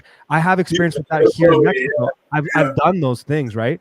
And then when you say intentional community, it has negative black pill connotation to it, and that's not what we're talking about. But those terms in their actual nature is what I'm talking about. And what we're trying to build in general, behind the scenes, it's coming together, and it's not that. Especially after the last couple of years, you should have a plan B, and it doesn't necessarily mean a place to go to bug out because the end of the world, and it could be that. But even if it's not that, we're talking about having communities where, like I've described, there's a symphonia between church and state. Everyone's kind of living, you choose your neighbor, everybody's cool. And if we all agree on this, I know I can trust you guys to be my neighbor, right? That's the one thing I'm pointing to my icons. The one thing I learned here in a lot of the communities that I helped build or whatever, the off-grid communities, it was leadership was the biggest issue. A lot of times building the infrastructure wasn't the problem. It was that people didn't have the same morals and ethics to kind of keep them together, to join them together. And the formula I keep referring to in a lot of my podcasts is do-it-yourself, DIY, plus anarchy equals nihilism. But do-it-yourself, DIY, plus God equals monarchy under the only monarch that matters, the only monarch that exists, which is Jesus Christ, the church, and all of that stuff. And if we're building it sounds fantastical and woo-woo, but it's actually happening. It's actually happening, and a lot of people do live in this manner. Sorry, I'm rambling too much because I really have a lot of passion about this. I wouldn't call it symphonia between church and state. I would probably call it symphonia between the church and the community, because I say state. Really have I'm making reference. You really have a leader, and you would still have to abide to the nation that you're under. The ruler that you're under, the despota. So yeah, it was just a way of an example of Constantinople. But no, of course it wouldn't be that. Having to incorporate some of the things I've learned, I wanted to learn, and then when I did Bitcoin Mystery School, I did learn. I think that it's very easy to pull. Not easy, but it can be done. It can be done, and using I don't believe in a commune. I believe in meritocracy. I believe people should get what they do, work-wise. So when we were talking about music earlier, Cyprian, I think you should get paid for that. And there's a way to do that. So part of the record label, it's a big picture of what I'm trying to paint here, and I don't want to get lost in the weeds. But it incorporates a lot of this stuff, and I think it's possible. So when I'm talking about parallel societies, I'm talking about a digital sanctuary, which is what we're building with Board No More, and you guys are kind of seeing it and you're participating in it. And then there's an analog sanctuary, which is what I'm trying to do next between Mexico and Texas and a few things. I wouldn't fully agree with a full meritocracy, but I kind of understand what you mean. But people get like also under Constantinople, there were like the poor were always helped. Right. Even though get into I don't want to clarify too much. They didn't work in a, like they couldn't have the meritocracy. They didn't merit anything by working, but because that's our duty as Christians to help the poor and to house them, to support them. But I see what you mean. Like what I mean is when you hear community or commune, like they think very communistic. Obviously that's where the terms comes from, right? It can't be capitalist. It can't be communist. It's got to be more of what was developed under this system that I'm describing. Which there are times where it's one or the other. So yeah. So what I do mean by meritocracy though is people kind of go into this thinking we're talking about a commune, and I'm like, no. Like I was having a private conversation with someone. They're like, how do we deal with this situation? I'm like, well, it's pretty simple. If you can use technology, like for example, the way that proper tokenization can be done, I don't even have to worry about how you got paid. It gets paid from the initial purchase of it, and it eliminates the whole thing of like, well, why did Manny make 500 and Nadim made 600 this week? Well, I'm like, well, what did Manny do? He did this. Can you see it on this? Everything. I'm getting too specifics here. The point is I'm trying to eliminate the issue of having a commune and then the issue of having pure capitalism by using these systems that we have before us, including modern technology. It can help for this. And also I'm getting too specifics. I'm also avoiding going too specific because I have it all planned out, but I don't want to talk more about it until it starts happening. The point is, I think you're not alone with what you're describing, because I'll tell you what I've seen in my spiritual family, and what I just know is happening in the States specifically is all of these Ephraimite monasteries are getting flooded. Like families are just moving because either their parish has really let them down over the past few years, or they just kind of smell what's cooking, like I think we all do to an extent. So it's everybody's kind of, it's a get in where you fit in kind of thing, and I think there's got to be a level of fluidity to it because we have to be, prayerful, and we have to be adaptable. And, when this thing gets big, man, if this gets big, you're going to get some weirdos, you're going to get some glowy feds, and you're going to get some people like, hey man, like we should X, Y, Z. And it's kind of like, nah, bro, so it's like, there's a lot of kind of, you have to be really fluid and adaptable with it to be sure. But it's interesting what you're talking about. Definitely, definitely interesting. But I see it here in Florida. It's happening in Arizona big time. Yes, the monasteries there blowing up. I just clarify the things for the people that might see you the wrong way, because I understand fully what you guys are saying, but I think they're saying that. But still, even if we're getting closer to those monasteries and everything, we're just getting closer spiritually. In our daily lives, we can't be saints. Not saints, I mean monks. We can't all be monks. We have to live in the world, but not be of the world. Yes, that's exactly it. I can't go into too many community. We have to live together as a community. And I think the idea of what Mano and Cyprian are talking about, and I fully agree, in an orthodox manner. Yes. But not to be monks in a way of like there is some sort of meritocracy, which fully makes sense. The meritocracy it corrects a lot of the issues you may have coming up, like why someone, It fixes the communist issues of someone doing nothing, or it also solves the problem of like arguments and debates, especially if it's done in a more modern way and using modern technology and different forms of tokenization. You can just avoid all that. And I don't want to go into too many specifics because it's kind of like in the early stages, but and it may never happen. It's kind of like one side will be like for all the punk rockers out there that know what Gelman Street is and what that was like. It was like an art sort of co-op, and then it had a record label component and a zine component with Maximum Rock and Roll. It's kind of like taking those pieces and kind of building a community off that, and then adding the church to it. It's hard to describe. It's a little too infant for me to be talking about it. Maybe I even said already too much, but who knows? It may not even happen. But right now online, you guys are participating in it. How? Let's just keep it simple.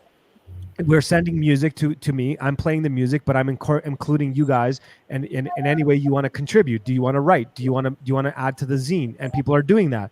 And there's very little like yes to this and no to that. And it's kind of like everyone's kind of pitching in. And I thought I'd get a lot of bad content. I thought if I opened that up, I'd get a lot of crap. But I haven't really received a lot of crap, to be honest with you, at all. I haven't received any crap. People will send me stuff and then we'll be like, oh, maybe make this adjustment or that adjustment, and we just put it in. Like, honestly, it hasn't been difficult at all, or like some grammatical errors or this kind of that. And the community has been slowly growing. And keep in mind, I'm trying to keep this small. If you've noticed, I'm keeping this really small. Like I've said no to a few things that might have made this go bigger because I'm trying to be careful, right? So you're participating already by being on the show. You're participating right now. You're participating in the community. You got to monetization though, so it's a good. It's like a growing channel. So it is, but I'm trying to keep it slow. Like someone wanted to put out a clip of me saying a particular thing, a couple of things. One of them had to do with Bob Marley. And I know for sure if that went out, everybody would have jumped on me. It would have brought a lot of attention to the show. We would have grown very big. They would have noticed me as being out there as a warrior for this side and that side. And I'm like, I don't want that. They're like, but it's going to, I'm like, I don't want that. It's got to be slow. Also, have you noticed how our chat works? Our chat is different than other chats. And I want to keep that. I got to go to the bathroom, guys. Christina's in the backstage. I'm going to bring Christina back up. I'm just going to go to the bathroom. Give me a second. You guys good on your own? Yeah, bro. Yeah. Christina, welcome back. I'm stepping to the bathroom. I'll be right back. Can you hear me okay? Yeah. Okay. Christina, my wife has some kind of Charlotte Mason adapted homeschool curriculum, the name of which I can't remember, but it seems very good, and we're going through it and kind of, editing some things, removing some things, and but it seems like by and large it seems really good. And I told her she doesn't have a lot of time to watch anything on YouTube, but I told her about your content because I enjoyed the show that had you on it, where you kind of told your story and all that. I thought it was really beautiful, really compelling. Yeah, it's exciting. Thank you. So I left I you a like comment. Charlotte Mason. You replied to it. You said thanks. So. Oh, okay, good. Well, I wanted to jump in about the community because I also live near an Elder Ephraim monastery in California. Oh, wonderful. And so I'm not speaking about what Mano's talking about specifically, but just my own experience living in community. We've been here for about 7 years, and we were my husband grew up in the EOC, the Evangelical Orthodox Church, and that parish would buy houses next to each other. So we lived next to each other. I used to work at Conciliar Press, which was next door to my house. On the other side of my house was the church. So I've lived in 2 different Orthodox communities. And I think it's wonderful, but I do think people should go into it with their eyes open and realize that just as you get more engaged in parish life, you're going to be bumping up against other people. And there's going to be issues. The same thing happens, but with more intensity in a community. It's worse. No, it's worse. Yeah, it's more intense. It's way worse. Because there's some intense people that go to monasteries and live there and make that their parish, and it's really hard. We have a parish that we go to that's very close to us, and then we go to the monastery in a supplemental kind of capacity. It's standing room only. I mean, it's so flooded, and the monastics are overwhelmed. They went there to get away from the world, and the world followed them. It is what it is. I mean, it's a beautiful thing. And people are going there because there's beauty and they're seeking an authentic, ascetic, spiritual life. And some parishes are not excelling at that, but it is intense. Yeah, and it's just, you can't get away from the problems of parish life at a monastery. It's still there, of course, big time. I don't mean to switch the conversation, but I'm curious. What's the EOC? I never heard of it. What's the question, Nadine? I said I'm curious. What about the EOC? I never heard about it. The EOC is the Evangelical Orthodox Church, and it's a network of Protestant churches that were slowly starting to read the fathers of the church and slowly became more and more Orthodox. The first group of them converted in mass, like as a church, converted in 1987. You can read about this in Becoming Orthodox by Father Peter Gilchrist. Are they related to any like mother church or? So the first group came into the Antiochian church, and that's what my husband was a part of. Oh, but I think I saw like an old documentary, not very old, but like in the 90s, of like a lot of Protestant pastors becoming priests. Is that it? Yeah, that's it. And I think it was called Coming Home, maybe. But man, I was talking to Father Christopher about it the other day. And so when I met my husband there, they would still occasionally sing like the Accionistine, the it is truly meet or is truly blessed, more honorable than the cherubim. They would sing it to a Protestant melody. Like if the normal chanters weren't there, the old timers would kind of convert back to singing it in the old way. So it's kind of a weird mix of stuff, but eventually most of them became Orthodox. Well, that's great. Thank God. Yeah, glory to God. That's the one thing that does scare me about some of the more modern. I'm going to be careful here. Some of the converts, I know their hearts are in the right place and they know a hell of a lot more than I do. So I'm not saying that, but I have seen during Pascha, this Pascha, they had like a Christos Anesti.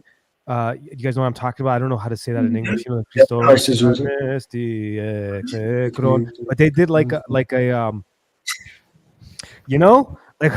kind of like what you're describing. I'm like, that's a bit far. Like I out my parish about this? Okay. The parish I came from, they had one where they would stomp, and this would drive me crazy. Where they would, death by death. Yeah. And I told my children, like, we do not stomp it. But they just pick up these kind of weird things, and they started clapping in Orthodox churches now. I heard. Yeah. That's my grandfather's rolling in his, like, you can't do that. Like that doesn't even happen. That doesn't even happen in Maronite churches here, like, and they use like pianos and stuff. Someone in Toronto sent me a video. Someone in Toronto sent me a video of it was a wedding. They were done. They pronounced they're walking and they're clapping in church. I'm like, what? Mm-hmm. You can't clap in church? I can't wear a hat in church. You can't clap in church. It's like, it's not happening. This is why we need the grannies in church to tell us these things, because you don't know if you're a convert. Yeah, exactly. Post Feedom just said, what do you think of the Western Rite? I'm not too educated about it. Like, I can't get into the historical and theological minutia, but my spiritual father, and you know who he is, and you know who my confessor is. He said there's one not too far from me, and he said, don't go. Not my opinion. I watched a 1 hour and a half video about it yesterday. What would you learn? It was basically a Western Rite father, a priest, talking about it. It's on Roots of Orthodoxy. It's a very famous channel. It's called, I think, a perspective on the Western Rite or something. There is some stuff that I was a bit weirded out about stuff he said. There's definitely, I think Slowboy was talking to me in my chat, or I don't know, Ross, a couple of hours ago. He was telling me that they kind of use some Roman Catholic stuff, like the Sacred Heart, which is completely unorthodox. So that of course is a no-no.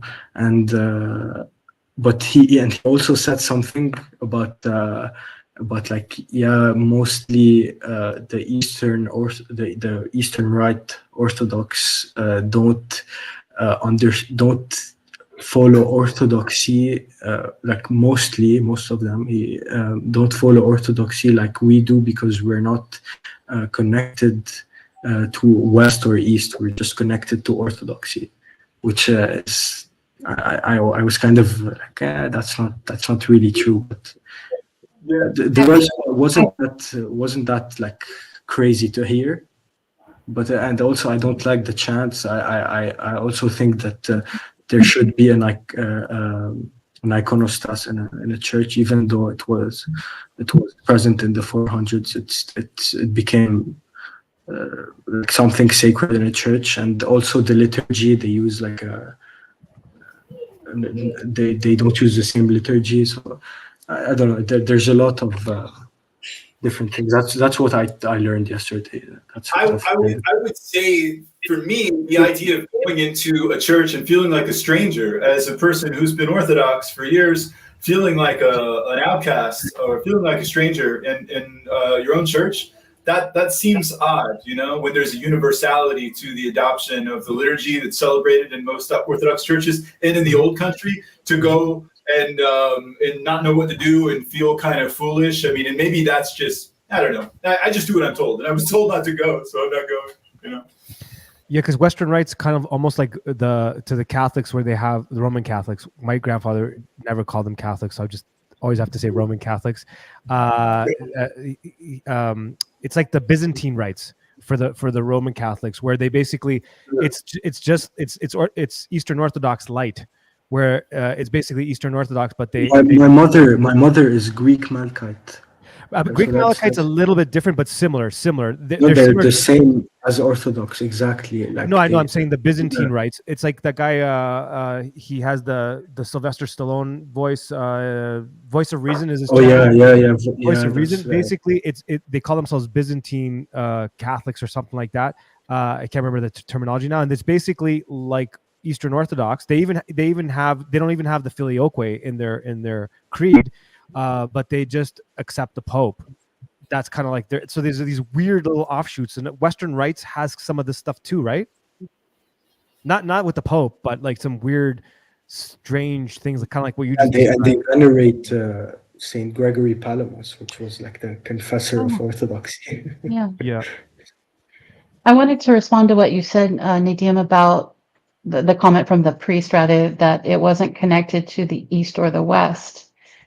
I guess my gut reaction to that would be the church always exists in a specific location in a specific time.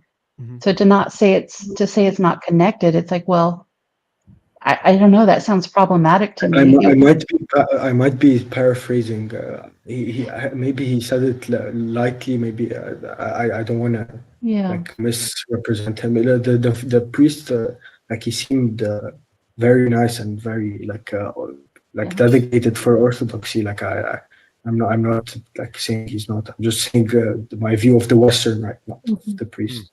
Mm-hmm. Yeah, it just kind of reminded me of my experience in the OCA, where I was baptized and then spent another 18 years in a different OCA parish, which was a lovely parish. But after being in the Greek Archdiocese now for 7 years, there's a marked difference between, like, the Greeks you're so grounded in the history of the church and the saints. Like, there's a real direct connection, where in the OCA, even though I know really holy people in the OCA,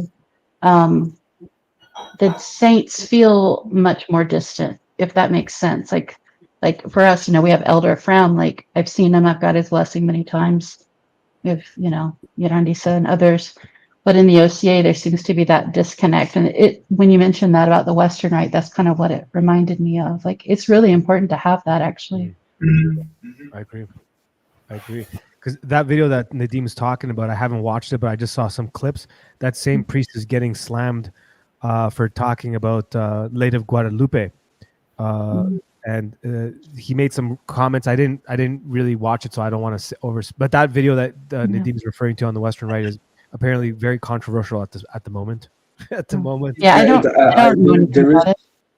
Yeah, there is parts I was like, yeah, I don't know what to say about that. Like, why is it on roots of Orthodoxy? Yeah, that's what a lot of people are asking. They're asking why that video is on that channel. I've been having more and more conversations privately with a bunch of different priests. I'm a little confused about some stuff. I'm not going to lie, and I'm trying to figure it out myself, which is why I've mentioned a couple times I've up until now picked a non-scholastic approach to this, which is very unusual for me. But I think it's time for me to do some reading now and get a little scholastic with the help of a few friends. And I'm going to be reaching out to a lot of you guys and suggest something for me to read. But I'm having some strange not strange, but conversations with some priests, and I don't know what to make of some of those things. No one said anything unusual or weird. Just let me just say that. Do you have a spiritual father, like a specific? You Yes, do? I do. Beautiful. I do. That's a good thing. I do. Because obedience there Yes. clears up so many issues. Because we don't have to be scholars anymore. We can. Yes. fall Yeah, back I didn't mean it that way. Sorry, I overspoke. It's just like these weird behind the scene conversations that people are having. I'm in an odd position where I guess people are noticing the SOS universe or whatever you want to call it, or the Spooniverse, whatever you guys call it. And they're trying to pull me into their little bizarre camps. I mean, we talked about a couple of the camps earlier. They're trying to pull me into these camps. So I'm talking about more of those conversations. Yeah. More than anything. So. Okay. Yeah. I just want to state something because like I love my bishop in London and he blessed a Western Rite church. So I just want to say like I don't have like I don't know enough to talk about it. So and like I trust my bishop and like my priest if he tells me whatever, like I just trust. Yeah, me too. And St. John Maximovich was a great lover of the Western Rite and did a lot of work in the West to bring it back. So it might be, it's not something I know a lot about, but it might also be a case of how does it get flushed out. I think if it's supervised well by a good bishop, I think it could really work. If all the Roman baggage is put aside completely, and some of the Eastern traditions are still present in it, I think it could be beautiful, to be honest. Yeah, I think a lot of us are very aware of the slippery slope with so many things in the modern world, and it gives us, it can make us not trustful, and sometimes that's founded, sometimes it's unfounded. But we've all seen things slide into ecumenism or slide into complacency and very secular kind of, it's difficult. It's very difficult to know when to say stop with any one thing. And as laity, it's not really my place. I'm not educated enough on it. I just find that, if we're obedient to our confessor, our spiritual father, we stay out of trouble. If he tells you to go, you go. If he tells you to not go, you don't go. Yep. Yeah, we don't have to have an opinion about everything, actually. Totally. Yeah. I love that. We could just pray and be kind to people. Say that one more time. Please, Christina, say that one more time. You don't have to have an opinion about everything. You could just pray and be kind to people. Worry about your own baggage, I love it. I'm saying that to myself, Me too. Sure, yeah. Me too. I don't know is a great thing. Just I don't know. Yeah, that's the two most powerful things you could say is I don't know and I'm sorry. Yeah, I mean, you see it with a lot of cradles, like my experience with like my community, like the Orthodox always, like each of us have his own like specific interest in some specific part of the church. Like I have a friend, he's like completely into like the chanting, like the Byzantine chant, the Slavonic, and like he's very aware of like the new chants that's coming up in the US, like like they all have their own opinions on some part. Like there's my other friend in the parish that he loves to know everything about the hierarchy, etc. So we don't need I don't know any, like I don't know enough on any of both, and I don't really mind. That's a good point on the chanting though, because like personally I have a connection to that, because that's the one thing that never stopped, no matter how deep I went into the occult. Byzantine chanting and psalti was always in my music. I guess it's the one thing, glory to God, that he left with me like as a stuck thing that will never leave you. So for me, that's a very passionate thing. And one of the reasons why I want to go to Greek liturgy is for that. Not because like the Russian isn't beautiful or the Serbian isn't beautiful. Not because of any of those things, but there is, especially old school Greeks. Oh my God, the whole building just shakes. For me, it just like it brings me to tears. If you go to like a monastery in Cyprus, particularly, that's the memory I have. I remember just sitting there, like trying my best not to cry, just because like you had all the psalters going and the priest. It was just an awesome, like I just love it. So for me, that style of liturgy is so moving that I want that. And again, it's not to say that the Russian isn't beautiful, this and that, but to me, there's a little bit more like, oh, there's a little bit more of that in there. For like the old school Greeks, it's very like, Kyrie eleison, Kyrie eleison. And then it's so good. It just gets, and my grandfather used to tell me when I was for me. He's like, this is not a concert. Because I'm like, oh, this is the best part. I was like a child. And he would look at me in Greek, he'd say, Manoli, it's not a concert. And I was like, oh, okay, sorry. It's the same for me with Byzantine chant, because like we use Byzantine chant. We're very rooted in Greece, because like there's a history. Our patriarch was sent by Constantinople, like he was Greek until like 150 years ago. It came back to because of the Ottomans, and so the Greeks were like taking care of Antioch at the time, because so it wouldn't be Islamized, or I don't know what word to use. So like me too. I'm very rooted in like the Greek chants, like the Byzantine. Like I love it, and I don't not as much the Russian and the Slavonic, but you would love to come in a monastery in Lebanon. It's called Hamatura Monastery. It's the same thing that you were talking about, but in Arabic. It's beautiful. But the Arabic style is very similar. I remember the first time I went into a Coptic church, it was not the same. It was not the same at all. And then I went to a proper Eastern Orthodox church, exactly you're talking about. I don't remember if they're Lebanese or Syrian, and they were Eastern Orthodox, and it was the same liturgy but in Arabic. But I remember the both, probably Lebanese and Syrian. Probably, yeah. The Coptic one threw me for a loop, because I didn't even know the difference. Like I didn't know that they were Oriental Orthodox and they were not in communion with us. I didn't know that, and I was like, this just sounds like a mosque. It didn't sound. Yeah, they use instruments also. They use like metal instruments, and that's a no-no also in Orthodoxy. True. But what was I saying? I know, so I forgot. So Mano, when are you going to do an SOS full of chant? I've been debating and struggling with this one, because I'm like, should I? Am I allowed to? This and that. So I haven't asked my church father yet, because I'm afraid to ask him certain questions, and more for him saying go for it. And then I'm like, oh my God, I have this responsibility. But I want to. I have a whole playlist of ones I want to play that I really love, like even villager ones.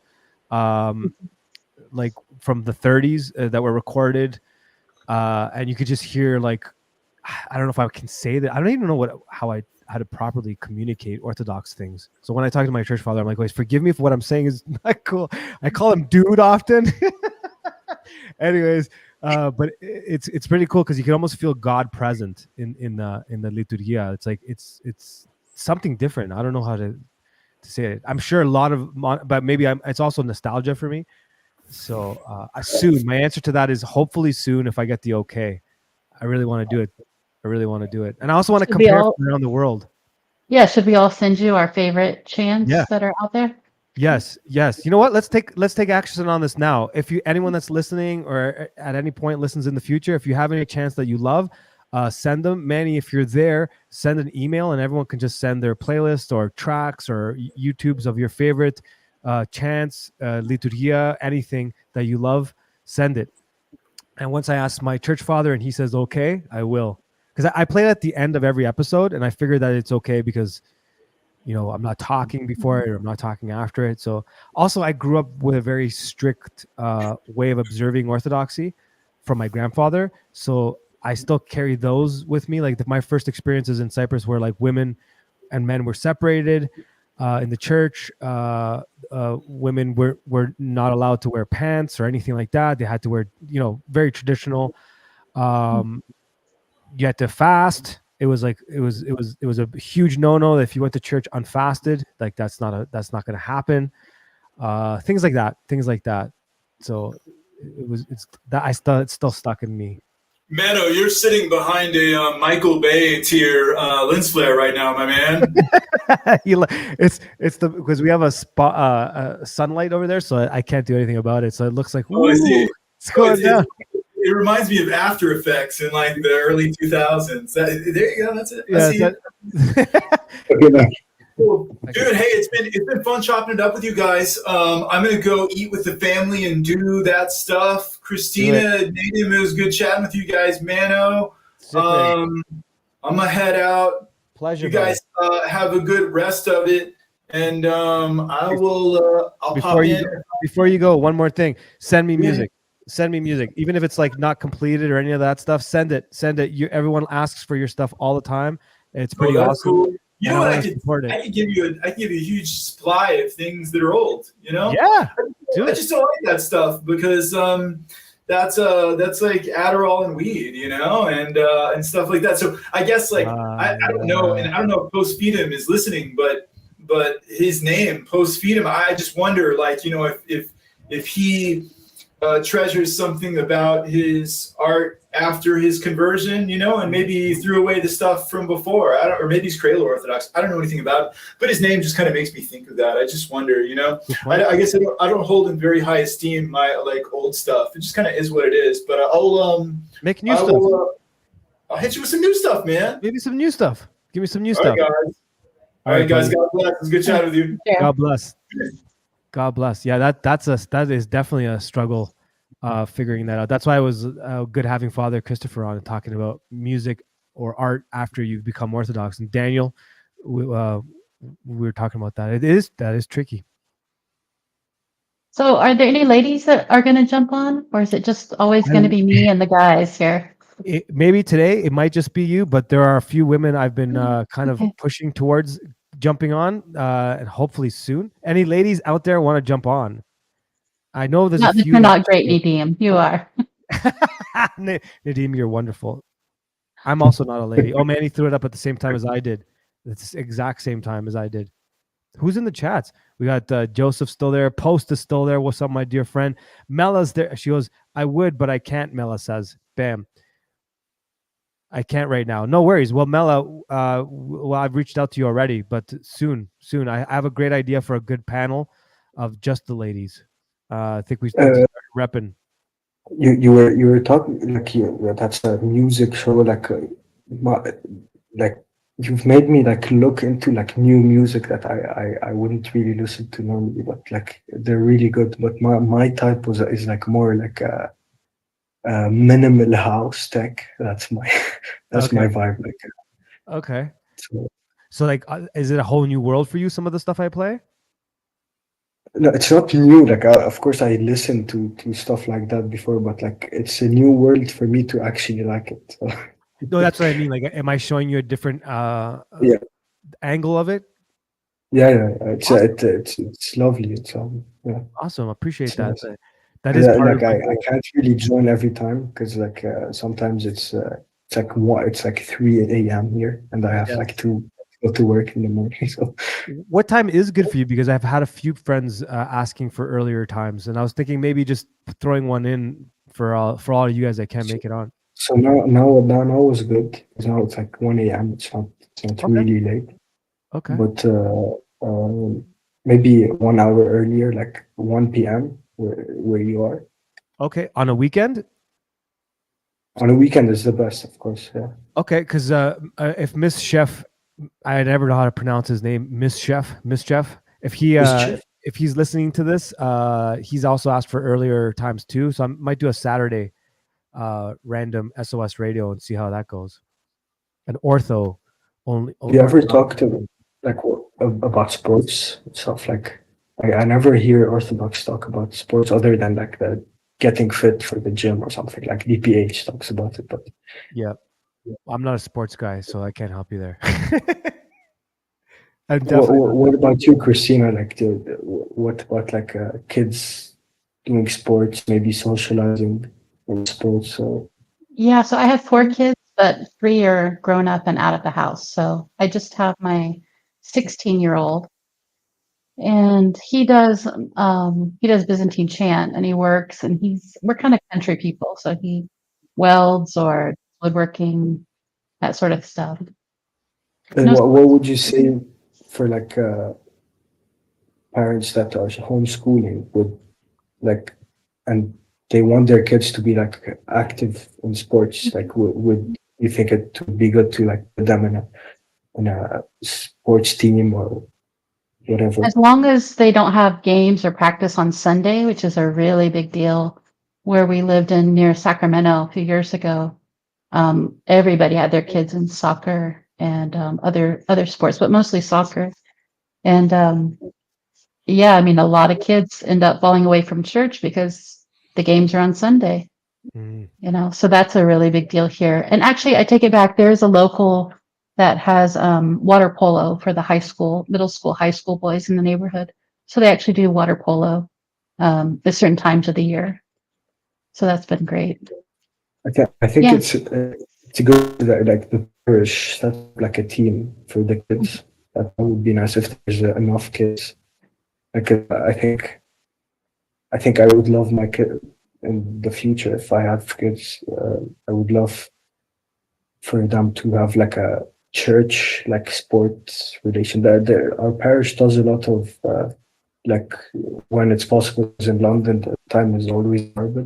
But when it's possible, we do like outdoors football matches, then like a barbecue that our priest was, he's a butcher, so he like cooks meat and so that's nice. Yeah, and I think in the Northeast, there's Orthodox churches that have an actual basketball league. So there are churches that have that, but I think in the Northeast, there's more churches closer together, so you can do that. Out here in the West, we're pretty far apart. Like we have the monastery here. I live half a mile away, but the next church is an hour. And from there, the next church is 3 hours. So we're all pretty separated in the West. So it would be hard to do something like that. But they do have it in the Northeast. Yeah, we had that in Toronto. It was pretty cool at the time.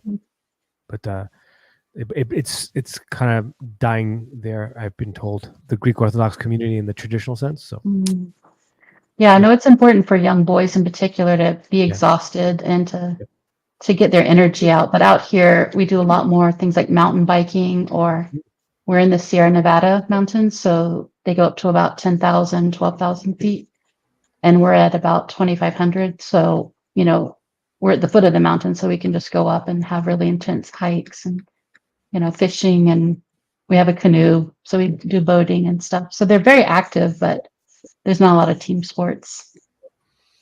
Yeah, that's a big deal for me. It wasn't, but I know for most boys that I mean, I had other forms of exercise, but I think you're right. A boy without some sort of way of letting off that steam can be dangerous. Can be very dangerous. Yeah, it's really great for them to do the sports if it's available. Totally. What was it? I'm lagging way too much on that. Yeah, I was gonna so thank you for having me on. No problem. Thanks for coming on. Thanks for all your love and support, brother. Yeah. No worries and worries. I have to give back. And I sent you a Discord chat like day. I had an idea up, but I think that was better. So, okay. Anyways, you sent it to me. I never look at my Discord. I promise I'll go check it out. Did you send it to me personally? On your like direct message. Okay. I'll check it out. I barely use Discord. I should start using it more. See, Christina, you're not the only one. You know my Discord story. But it's great to meet you, Nadine. Really Adios, great. Nadine. Yeah, very good. Love you, brother. Thank you, man. Thank you so much, bless. brother. God bless you. God bless you. Here, I'll put him. There you go. Boom. You know what? I really like one thing, because a lot of people talk about me, about you, and I wanted to tell you, you do have this really great way of making people feel comfortable and chill, and then you drop these nuggets of truth that maybe you don't realize they're nuggets of truth, but you drop them in a way where you're like, you didn't realize, like, wow, that was like a wow moment.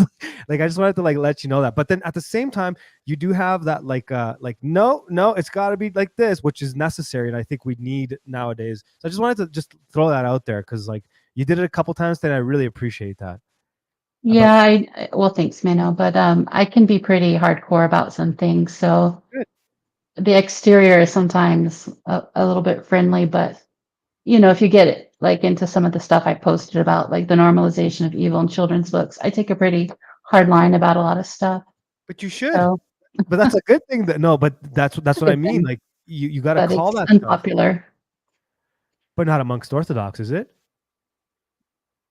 Yeah, I think so. I think I've that's part of my punk rock background, being okay with being the odd man out in the groups I'm in. But, I'm happy to find people out there that are on the same page with me. That's really nice, because that hasn't been the case for most of the time. Oh, I can relate to that. I can definitely relate to that. Even coming back to the church was weird for some people. For me, not for me, but for some other people, they're just kind of, they almost didn't like it, and they wanted to tell me, sorry, they wanted to tell me how to come back to the church, and I was like, what? Mm-hmm. You can't do that. It's like, if you know me, I'm all in or not at all. Like, I'm either 100% let's go, or like just leave me alone. So there's no halfway about that at all. Yeah, I kind of wonder if people were surprised when you made the comment. I think you made it twice, about if you found holes in orthodoxy, you would be out. Mm-hmm. But I don't know why that would be surprising for people. I mean, I think we should all kind of be like that. And Dr. Jeannie Constantino, I don't know if you know her. I do. Yeah, she's great. And she said the same thing. She was sitting in her theology classes in, I think it was at a Catholic university, and they got to the point where they were talking about Christ in terms of, the historical Christ. And the question was asked, if you found out that he wasn't God, like that the resurrection didn't happen, would you still be a Christian? And everybody in the room said, well, of course, because he's still a great teacher and all this. And she's like, absolutely not. No, absolutely like, not. if we don't believe, then all this is like craziness. Like, why would you live this way if you didn't believe? So I agree with you, even though it can sound shocking, Yeah, I've gotten comments about that, but I was talking with Cyprian from the Royal Path, which I can't wait to put that episode out. And we talked like privately, and then we talked for like 2 and a bit hours, like on the live stream. It was nonstop. He kept like dropping bombs. Cyprian is like legit. I totally understand why him and Father Turbo do the Royal Path, like totally. So and we were talking about this. We were talking about how, like, no, you got to stick you got to stick to your principles, your morals, and your ethics, and you have to be ready and willing to adjust. But you can't go in halfway, right? Because he made this one comment publicly on someone's channel, whatever, and I totally was 100% in what he was saying, and then people were just kind of like, I don't want to try. I'll keep it simple without causing any controversy, but basically we're saying this very thing, that we're in it for the truth. And if you're in it for the truth and you view Christ as truth is a who, not a what, and it's all about Christ, and it's what got me here. What got me here was looking for truth. If that's the case, well, I can't be wishy-washy about it. If I find out there's a hole in orthodoxy, well, I'm out. Like, I'll look into it. I'll kind of, I'll be very like, I'll go through but I'm out. Like, why would that be shocking? It doesn't make any sense. And to the point about the resurrection, crucifixion, all of that stuff, of course it matters. Of course, that's actually all that matters. Like, either Christ is God and fully man, and gospels are true, and the church is the church, or it's not true. And then what are we doing? Like, there's way easier ways to live your life. Yes. So there's no gray area. I left the occult, and in the occult, they would have looked at Jesus as an ascended master. What's the difference? Like, that's how they view him in many occult circles. Forget about the New Age McDonald's version of the occult, but in the deep, dark, not so good, heavily symbolic occult world, like, there's different sects of them, and I wasn't in the super dark one. I was in like more whatever, the hermetic side of it. But all of us agreed, the former Mano would have agreed in all of them that Jesus was an ascended master.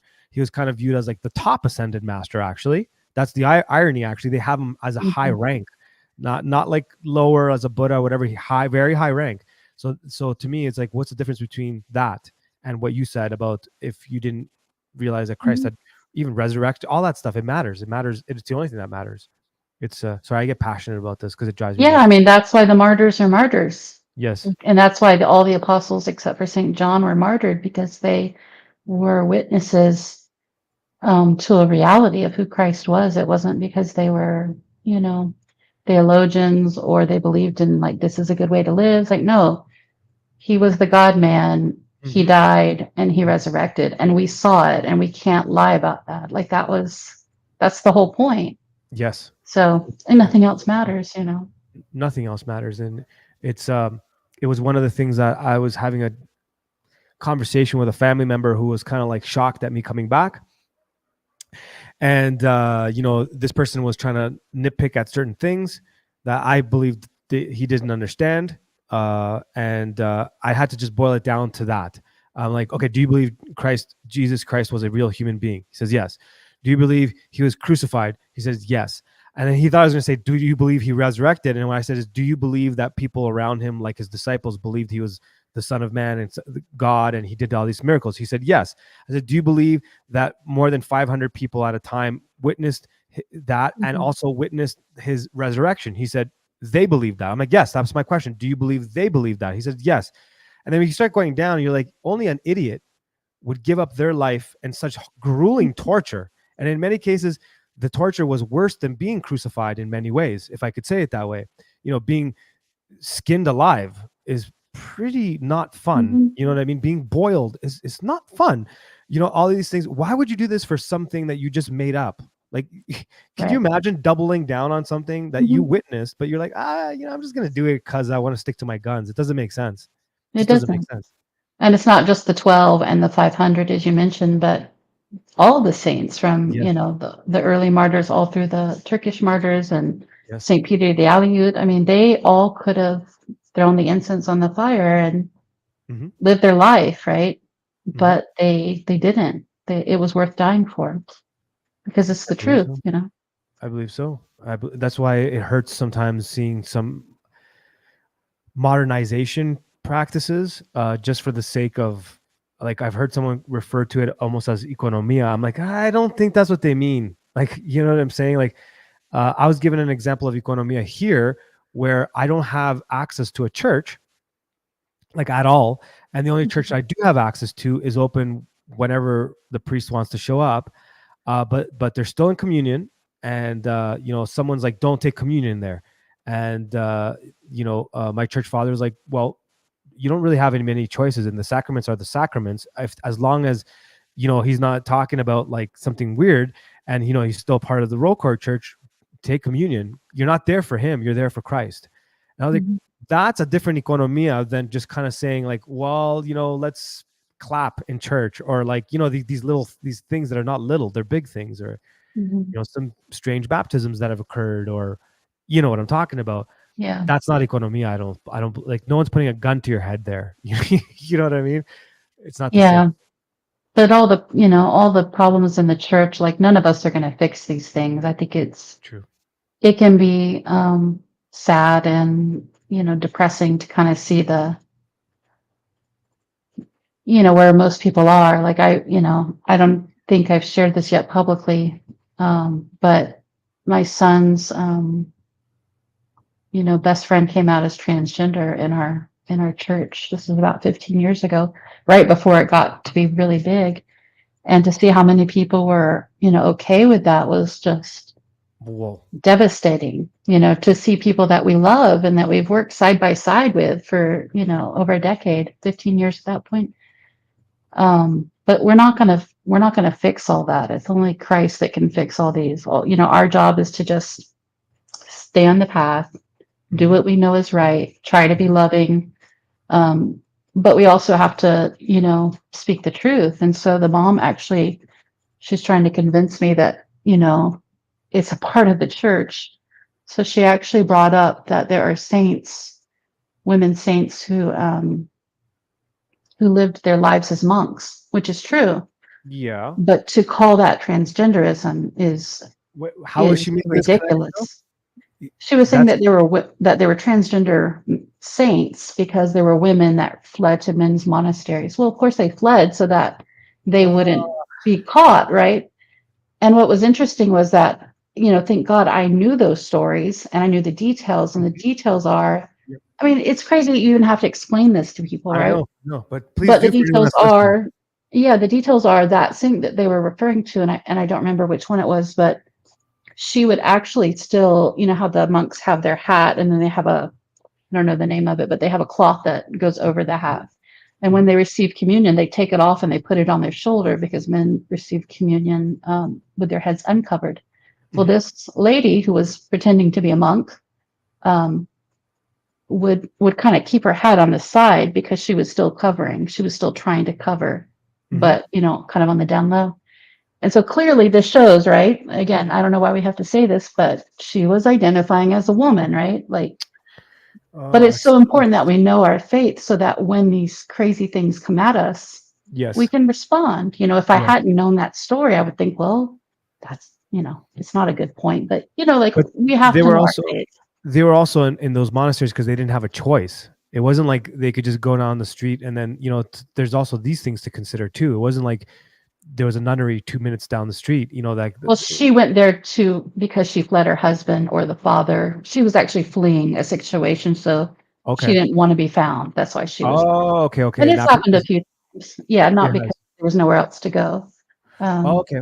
Because I've heard in cases where under Ottoman Empire, that kind of situation, women had there was some exceptions done that way. I should look into it more before saying too much because maybe I'm wrong. But it's weird because the other argument I've heard from people that want to support that side of things is the term bridegroom. They want to use that as that right. That look on your face is accurate. It's all over TikTok. Can you explain that? I don't understand. I can't explain that. They tried to explain it to me. They were trying to explain to me that he's claiming to be both male and female, and I'm like, that's not what Christ is. Right, by calling himself the bridegroom.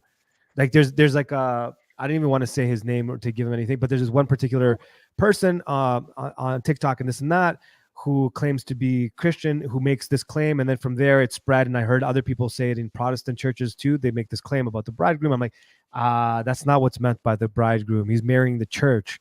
You know what I mean? That's not. Of course. It's not that. And our dear friend Orthodox Outcast Kevin Seraphim Clay, I have a great video I haven't put out yet where he talks about this, and it's such a beautiful way that he describes this. He calls it a love story, a tragedy of sorts. And if you know, he doesn't mean it in that way, but if you know Kevin Seraphim, Orthodox Outcast, it's so Kevin. His way is really great. He's a musician, so of course he incorporates a lot of that stuff. But the way he kind of tells a story, it's like a beautiful love story that he'll still marry us. As jerky as we are, I'm totally paraphrasing. So sorry, Kevin, if you put it this way. And the way he said it, it shook me. Like, I think you could even see it on camera. I'm like, that's beautiful, man. Like, just kind of he puts it. That story of the bridegroom is not what is meant. This is not a trans thingy. I don't know. That's crazy that you had to go through that. So that was 15 years ago. That's before it was super, super popular. So that that shakes me a bit that they would have been supportive of that then 15 years ago. That's pretty liberal. That's pretty liberal. Well, something I was going to mention earlier in this conversation, I forget how it was brought up, but I think Nadeem maybe mentioned that he was, or maybe somebody else was like, they were sort of liberal and then they kind of came to themselves, right? And started getting rid of this stuff. But I think everybody is in that boat because there was a slow drip of propaganda. Yes. And I can prove this to you without a doubt through different just children's books and children's media. Which have done a lot of work in that area. So, every dinosaur book, as we were talking about the evolution last night, every dinosaur book begins with, 650 million years ago. And every animal book for a kid ends with, and all these wonderful animals are dying off because people, so we have this slow drip of all these different issues that are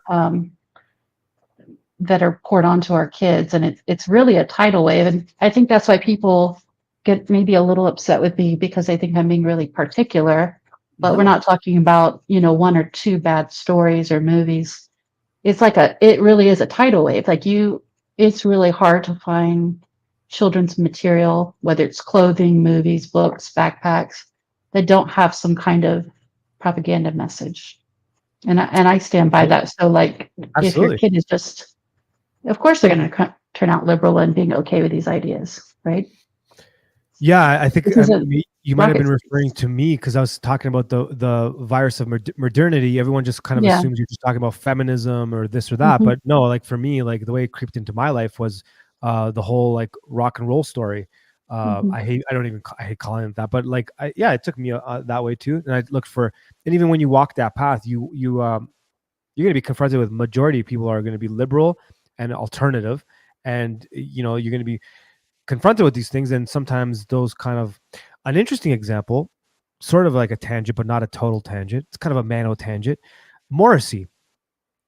Let's talk about Morrissey from the Smiths. So when I first encountered his music, I was like, is this guy gay? Like, what's going on here? Is he Skittles? Like, what's happening here? He never formally has ever really said much.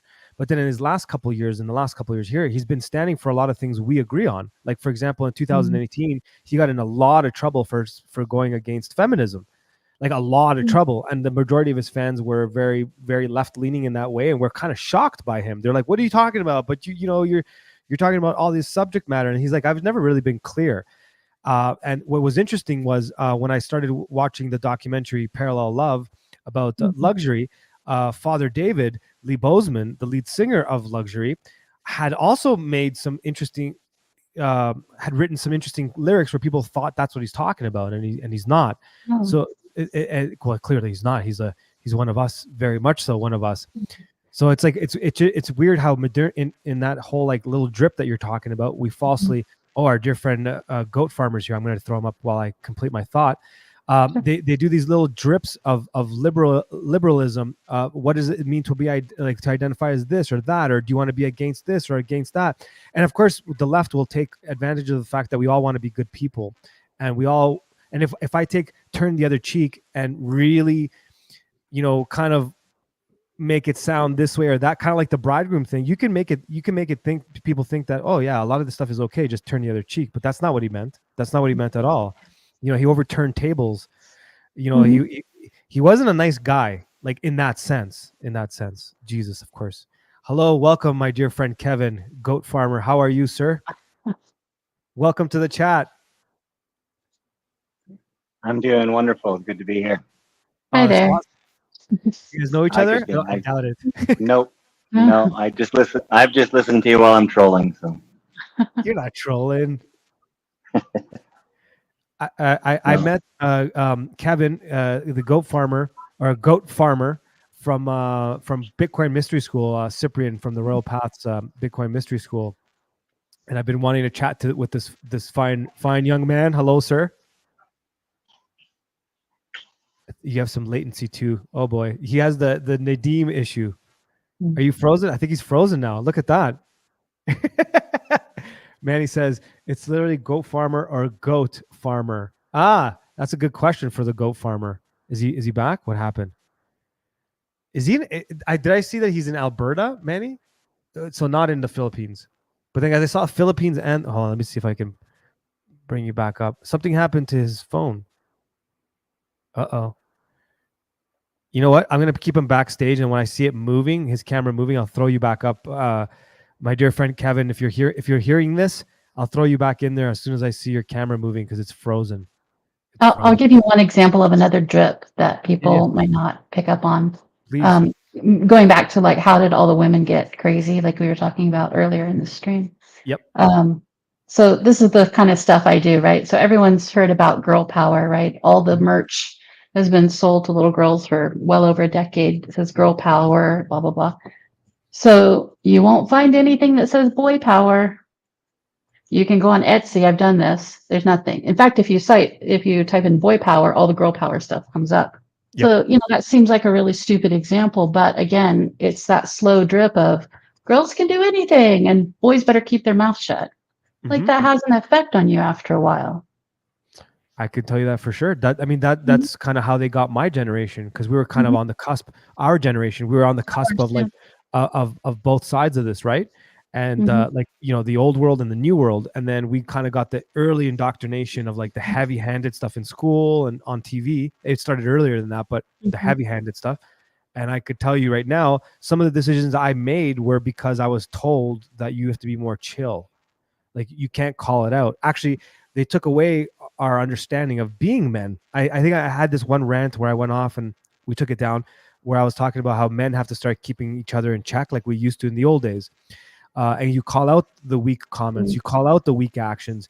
If some dude did something wrong to his female, we would take him aside and talk to him. Like, I remember that clear as day. You remember those days? If a guy, if there were stories about a guy hit his girl or this and that, we would literally make a day and time as a group and take that guy out and talk to him. And if it didn't stop, we took care of business. Like, that was always a thing. And I think that has to come back. And men have to understand to be men again. And then women also, they're the ones that identified the leader amongst the group. And it was never it wasn't always the strongest or this and that, but you could tell how women would kind of filter out the nonsense. Do you know what I'm saying? Like they would find the leader within the women group or within the male group. The men within the males, not with the females necessarily. Yeah. And then so guys would automatically know who that guy is in every group. Everyone knows who the strongest is, who the smartest is, who the most this is, and the most that is. We just automatically know. And when tasks are, you know, when a push comes to shove and you're on a job site, it happens. You could just see it all kind of work out. Like, we just figure our way out. And if someone's talking nonsense and blah, blah, blah, and talking their mouth off, sometimes we put up with it, but eventually we're like, shut up, dude. You're not going to do anything. What are you talking about? Well, if I was, no, you won't. And we all call him out. And that guy has a choice. They either fix that and then we accept them back in, or they double down on that mistake. And what I mean about the women is when there's a group of guys and someone's talking nonsense and someone has to make a decision, the women automatically know which guy they should listen to and it changes. It changes depending on the circumstance. You're like, oh, no, in this case, we should listen to him. No, we should listen to them. And you could see they'll just keep their attention on the guy. And then I've seen it happen with me. And they'll be like, guys, shh, he's saying something. Just listen to what he's telling you. And it was always the woman that identified, that sounds like it makes sense.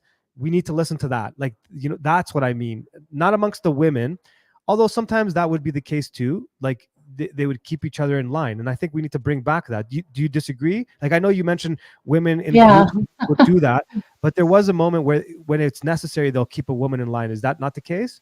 Well, I think you had really good women. I think you had Greek women. So I think that's a different conversation. But, you know, Mean Girls is a movie for a reason. And ladies like me who avoided the groups of women, I mean, we did that for a reason. They're super nasty. You know, and we would only have, you know, one or two friends, and most of our friends were guys. And that was definitely the case for me. Okay. Because you couldn't trust the women. You know, they were, you know, talk about you behind your back. Like, it's so petty. Like, there's so much. Oh, it's always, God forgive me, it's always the ladies that start everything with, I hate drama, but yeah, I'd just rather hang out with the guys, which I actually don't think is super healthy, but that's why I push on my channel, you know, go find some older ladies to be friends with, or reach out to some young girls, you know, if you're looking for friendships. It doesn't have to be, you know, a bunch of women your age. Well, I think the result of that you're talking, that's the result of a weak society. That's my point. And even amongst men, it's like that now too. When I've been in groups of younger men with younger men, like when I'm like the oldest, and I've always done this most of my life, no matter what my age is. I always used to like to hang out with younger people as well, just to kind of see what they're up to. I've always enjoyed that, what kind of music they like, this and that. And then I remember at one particular point where I noticed that the dynamics were very different than my dynamics, where like the majority were the weak dudes. Like they would encourage this stuff, and they would make like excuses for these stupid behaviors. Like, and then like that would never fly in my ear. And I remember a couple times I spoke up. I'm like, you guys know that the majority of you were like the minority in my era. And they're like, well, that's because you grew up with a bunch of bullies. I'm like, okay, you guys call it bullying, but it wasn't necessarily bullying. And I know like I lost weight because people called me names. And I'm not saying you should do that, because they weren't like calling me names in like this, the way that the modern boys do it. Like, whether you're just a loser, they're like, come on, man, you got to like fix yourself. Right. They would say something like that, or like, you know, stand up for your situation, or this and that. That's what I mean by like the bullying. I think the female chemistry you're referring to is like the reverse. like it's also the same amongst men nowadays, because people are afraid to call each other out on certain things. Things happen where I'll give you an example. I heard in more back in the day amongst, I shouldn't speak for women because I'm not really sure what they talk about. I think you brought up a lot of good points. Like, we don't really know as dudes what they talk about, do we? No, you don't. Women are totally different in groups alone. I'll tell you that, guys. Okay. Yeah. Okay, maybe I should shut up because like maybe I don't know, because I think I've heard people say this before, like even older women. They're like, you don't know what it's like at the showers. I think I've heard that before. Yeah, like if you're married, go ask your wife, or if you have a girlfriend, go ask her, how'd that shower go? That baby shower, that wedding shower. I think you'll be shocked. I do. I think you're right. Yeah. I think you're right. What do you think the most shocking thing guys would be like shocked to hear? You're gonna make me say this. So we had You don't have to. It's up to you. I'm not making. So getting like sexual toys at a bridal shower, like the mother. Yeah. Wow, the mother. The matushka. Wow. Okay. To her child pretty horrifying. Okay, I didn't see that coming. Okay. Yeah, it's not fun stuff. Yeah. Sorry, you can bleep that out later on. It's really not, like that was a long time ago. So, and I don't go to these anymore. So, now that's not to say every gathering is like that, but I do think the smaller gatherings and the gatherings with like maybe if you have less than 10, I think they're going to tend towards that. And I think if you have, 30 people, like it's truly like all the ladies in the church, I don't think you're going to see that in that setting. But I'd be interested to hear what other women think about that, what their experiences. All I could tell you as a non-woman is that I know my mom is very old-fashioned and very particular. She's she doesn't even wear makeup. I don't think I've ever seen my mom wear makeup. She's like that, right? And I remember she would be very embarrassed coming back from some of them, and she wouldn't tell me why. And then I asked my wife, I'm like, what happened? Whatever. They're just like, let's just say someone brought some chocolate. I was like, okay. And then she's like, it was shaped in things. And I was like, what? Oh, what? And I was like, I was embarrassed. My mom was at that. I'm like, what? What's going on? That's just so crazy. And she's like, you never know. You don't know what goes on there. I was like, that's crazy. That's gross, man. Anyways, it is. And I can't imagine guys doing that. I don't know. Maybe there's some guys that would go out to a strip club and things like that. But on the whole, like just a bunch of church guys, I don't see that happening. So. I've been to bachelor parties that were church guys. I've been to bachelor parties that were like traditional Greek guys that weren't necessarily church guys, and I've been to like more degenerate ones. The degenerate ones you would expect, and I didn't go. I think I've been to like 3 strip joints my whole life, and it has nothing to do with orthodoxy. I mean, it does now. By the time there was something about it, I just didn't like. It's not my thing. It was always kind of like it's gross. So I would leave, but there was a lot of guys that would go to those things. But it was kind of like most bachelor parties will have 2 parties, one for the guys that'll do that, and one for the guys that won't do that. But the Orthodox church ones, no, there's none of that. And the traditional Greek guy ones, there's always like 1 or 2 guys that'll bring stuff up to do stuff. But I would be shocked actually at the amount of guys that wouldn't go to those things. Actually, that's the truth. Like the TV version of bachelor parties, I'm sure they exist. I know they do exist, but it's not as prevalent as you would think. It's not as prevalent as you would think. Let's see. Goat farmers back. Hello, sir. Yeah, we need a new topic for sure. No, we don't. We don't have to. I was just bringing them up. I wasn't trying to change the subject. How are you doing, dear sir? I'm doing great, Mano. I don't need to be a sir. I work for a living too. Oh, it's okay. I just say that in general. You're in Alberta, right? Yeah, northern Alberta. So 3.5 hours north of Edmonton on the way to Alaska. Oh, wow. Are you Canadian? Yeah. Oh, cool. One of us. Born Canadian, but lived all over the place. Yeah, I heard you're from Toronto, so down in Mexico now. Yeah, down in Mexico. You lived in the Philippines as well, right? Yeah, it's a long story. I've lived prolonged more than 6 months in the UK, Russia, Finland, Israel, New Zealand, Australia, Malaysia. Wow. And then about six years straight of Philippines with on and off since 2008. Were you Orthodox in the Philippines? Yes, I'm still in catechism, like Put me that way. I'm still a recovering Roman Catholic, follower of God, is the way I like to say it. Beautiful, beautiful. Yeah. Taken a couple of catechisms with Father Turbo, but I have. It's really difficult without a church here. I understand. Yeah. So we're just putting it out to God. Maybe I'm going to build a church. We're going to see what's going to happen. Ah, yes. There's a few of us. I love that. I love hearing that. There's a few of us. That's great. That's great. Oh man, may it be blessed. Let's see if we can do stuff like that. Absolutely. If you want, yeah. My grandfather built a little church and a couple, and I don't know. It kind of stuck with me. I don't know if I should say it out loud, but it would be nice. It'd be nice to say that. Sure. Nice, yeah. For the right reasons, of course. Absolutely. Right reasons. Yeah. The more I think about my grandfather, the less I have to look deeper into him. He did some really crazy, remarkable stuff. Yeah. I think he found an icon in one of his, he's a farmer, in one of his properties. Apparently this is a very common thing in Cyprus. And he built a church on that little spot. And it was like a tiny little thing. But the story about how he did it and why and all that stuff, and by himself, he built it pretty much. And he insisted on doing it on his own. I don't know. He's an interesting guy. He's my namesake too. So an interesting guy. Lots of stories. I look forward to hearing a bunch of them and getting to know you both a lot better. Definitely. I'm happy you're part of the community. Yeah. Well, it's only, I think, because of the Bitcoin Mystery School. Started talking to a few people there, and then Joseph invited me here, and we've been talking a little bit. And you've often mentioned in the podcast that I have listened to that, everybody here is familiar with everything. So every time I hear you say that, I go, because I haven't been, and I want you to keep explaining it. And if everybody else gets bored a couple times, some of us new people need to hear what you're talking about. So, what brought you guys to Mexico? Christina is not in Mexico. No, I know, but you and Manny, yeah, sorry. The same as Cyprian. I just recently interviewed Cyprian from the Royal Path, and I haven't put it out yet. And it's funny because we have so much in common. And one of the things that we have in common is he went to Saipan. I came to Mexico for the same reasons.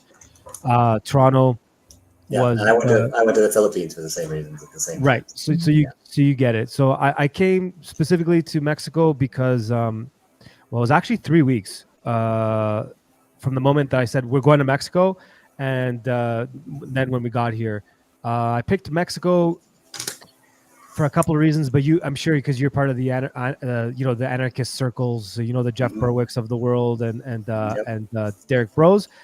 Derek Bros was a huge help on getting here.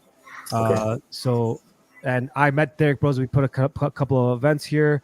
So I'm very familiar with, parallel societies, building community, all that stuff. So I came to Mexico because if I was American, I would have made a different choice.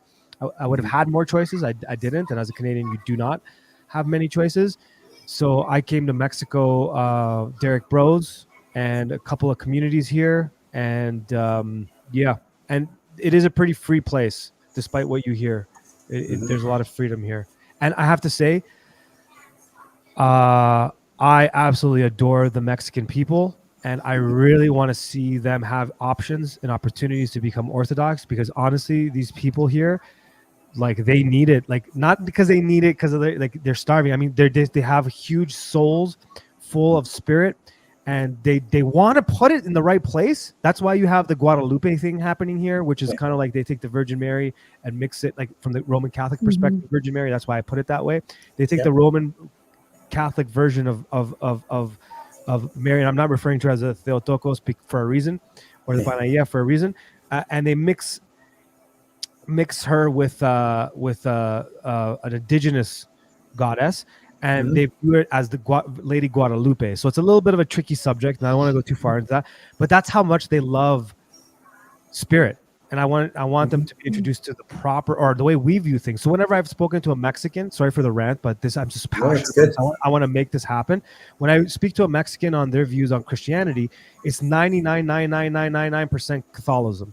So they're Roman Catholic. So they have issues, and I'm like, yeah, that's not us. And I start, they're like, what do you mean? And I start telling them more. I'm like, well, I agree with that. Well, I believe that. Well, I have issue with this. I'm like, so do I. And they're like, but you're Christian. I'm like, I'm not that type of Christian.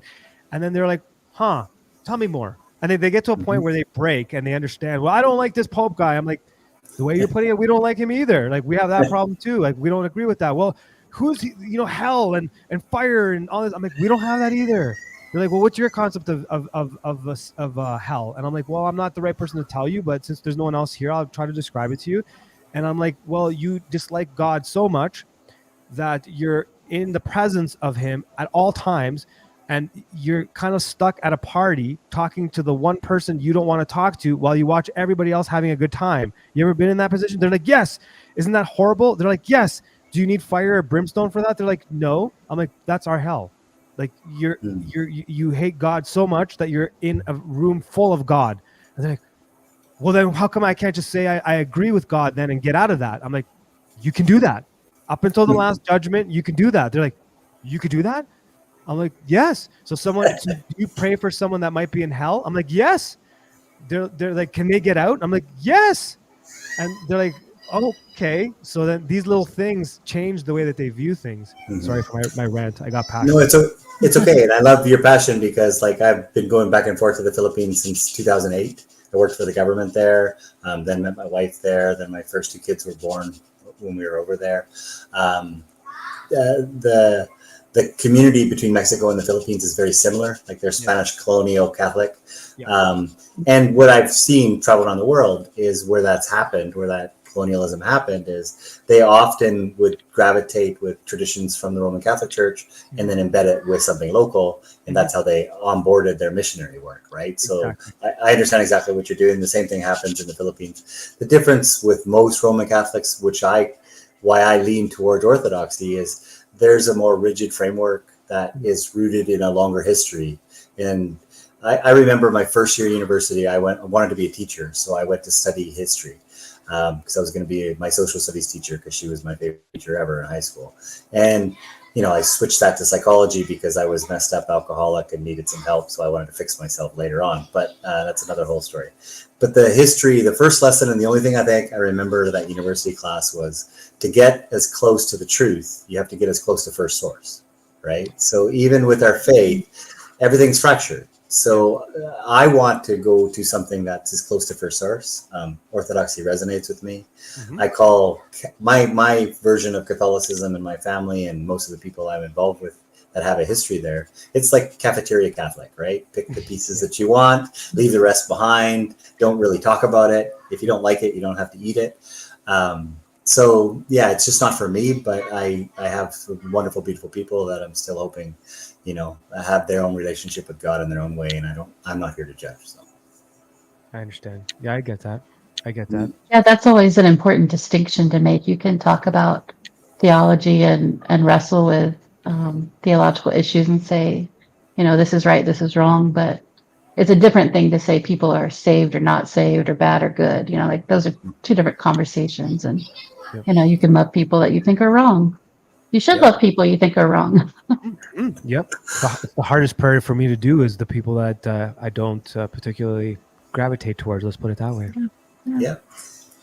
Father Turbo told me, make a list of those people, and those are the first people you should start with. And I was like, I knew you would say that. Exactly. He always gives us the great advice. Yeah, it's a challenge. So how new are you? It's Kevin, right? Yeah. So my name's Kevin. And how new are you to the orthodoxy? Like 8 years. Oh, okay. 8 years. Yeah. So I've gone through 2 catechemes. Actually 2.5. My struggle, family related, personal related, a bunch of things is my praxis is between me and God.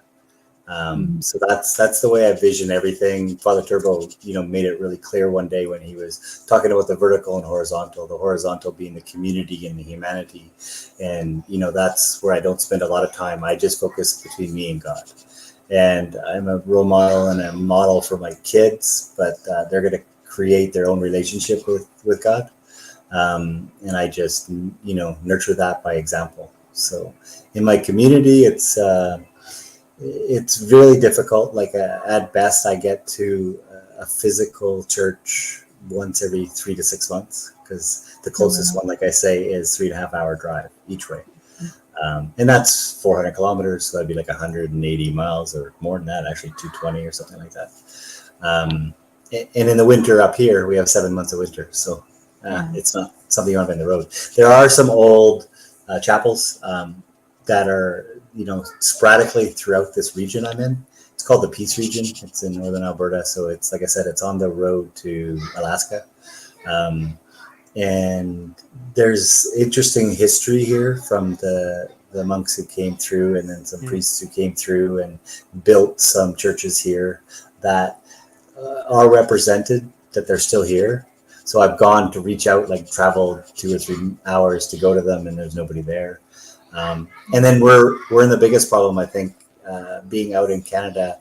So again, Orthodoxy was difficult for me because since 2008, I've lived half my time directly in the Philippines. For 4 years straight, I lived there. I worked for the government there. And at that time, I didn't know of any Orthodox churches there. So my practice has often been online, which is a beautiful thing. I'm a technologist. So, it's interesting too, Cyprian from the Royal Path. I love listening to his story when he emigrated and moved to Saipan. And then it's doing his daily prayers. We used to talk when he'd get back from his 5:30 in the morning prayer on the beach. And I think it was, I don't know how many months he was there doing that. And all of a sudden there's this Russian Orthodox priest standing on the beach. Yeah. So I'm story. Yeah. So I'm looking forward to that one moment. I'm just praying for it all the time, but maybe they like the beach better than they like the northern cold. The only reason I interrupted you there is like, wait till you hear him tell that, like on my interview. I'm not plugging it for my show. Honestly, it's just like Cyprian has so many wow moments in that interview with me. Like he just kept blowing my mind. And he tells that story and it's like, what? It's so good. Because like I literally set him up and I said, please rant. That my whole show is I want to set up my guest with good questions and go. And I could see on his face, like, you sure, dude? Well, and he's far more eloquent and he knows how to make the point and talk better than I do for sure. He's been a friend and a colleague, and we've done projects together like for 6-7 years now. So I've been amazed watching his path, and it's run parallel. And now meeting these other people, meeting Joseph, meeting you, it's amazing how similar so many of us that thought we were alone. So even your music, I love. So I work in agriculture and technology as well, and I work in AI. It's an interesting field, so I always like to give my perspective because I think of it like a hammer. So what you do with the hammer is very, very dangerous, or could be, but it's also just a tool. I've flying some of my imagery flights over the last week. I've been just downloading your podcast, so I'm way out in an ozone. And I love that you have 5-hour long ones because I'm out in the field sometimes for 8 hours. So I've been listening from end to end. I had a great time with Bob Marley the other night. So I got in trouble for that one. Did you really? Yeah. I got in trouble from the Rastas.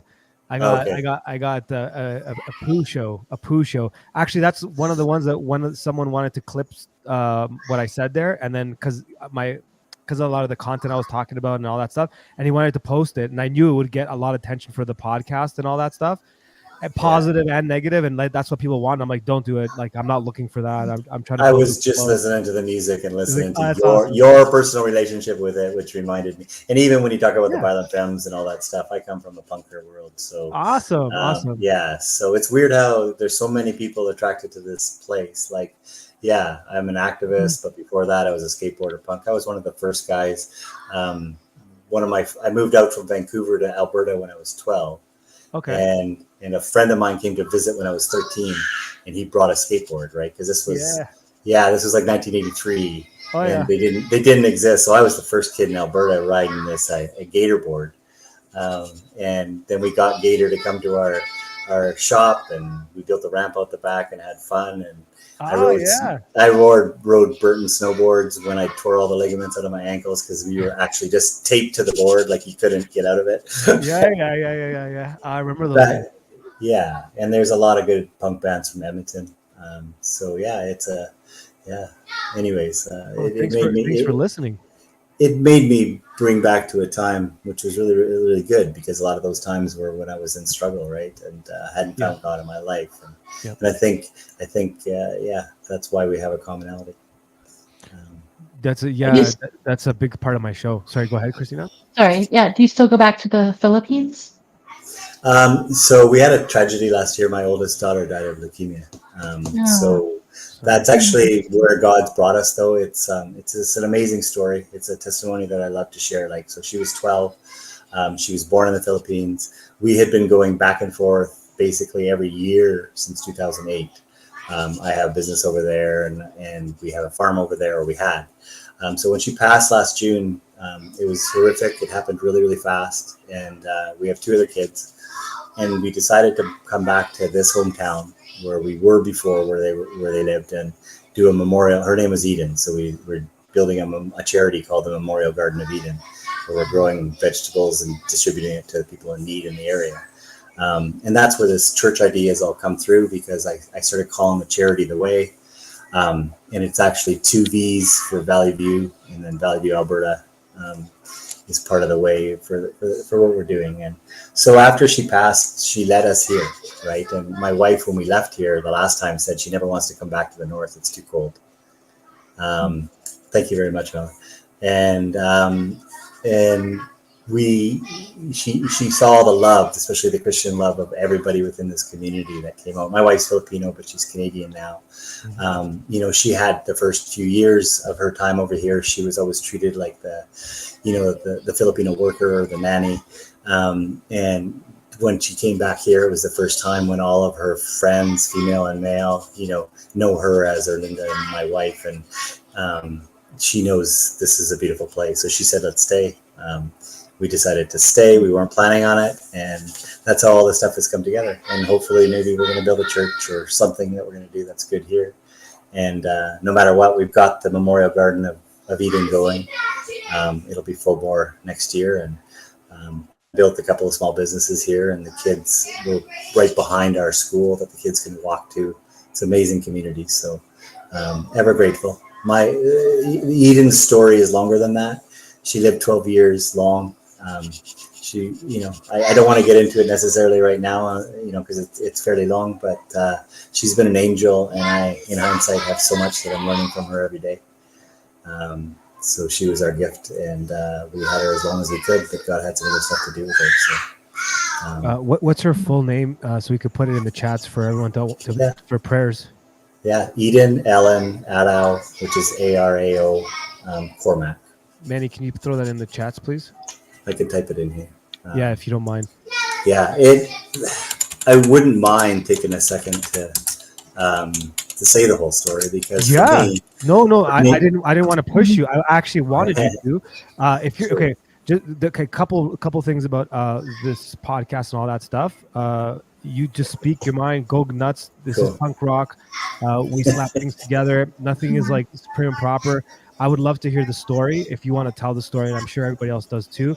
And just know that everybody that's in the chats has good intent, and everyone will pray for her. So please, whatever you want to share, go ahead. Yeah, so people who know her know a lot about this. So when she was born in Cebu. We lived in the Philippines, and she was born a blue baby, where we were in a birthing center right beside a hospital, and she wasn't breathing. The cord was wrapped around her neck. When she came out, we resuscitated her. It was my firstborn. She was my Garden of Eden from the minute she's born, and I immediately got down on my knees praying to God, like don't let her die, and He gave this extension. And then I'm just going to skip through a bunch of stuff that's amazing, and we'll get into it at a later date. But then when she was 5 and we were here in Canada, she had a ruptured appendix. So we took her into the hospital. We didn't know what it was at the time. Got into a specialist. The surgeons at first that night just thought it was gas. Did a bunch of ultrasounds, and then it got worse. So she was very, very septic. And so they opened her up and operated on her. And eventually she had to go through 4 operations. On the 3rd operation, in a month's period of time. On the 3rd operation, she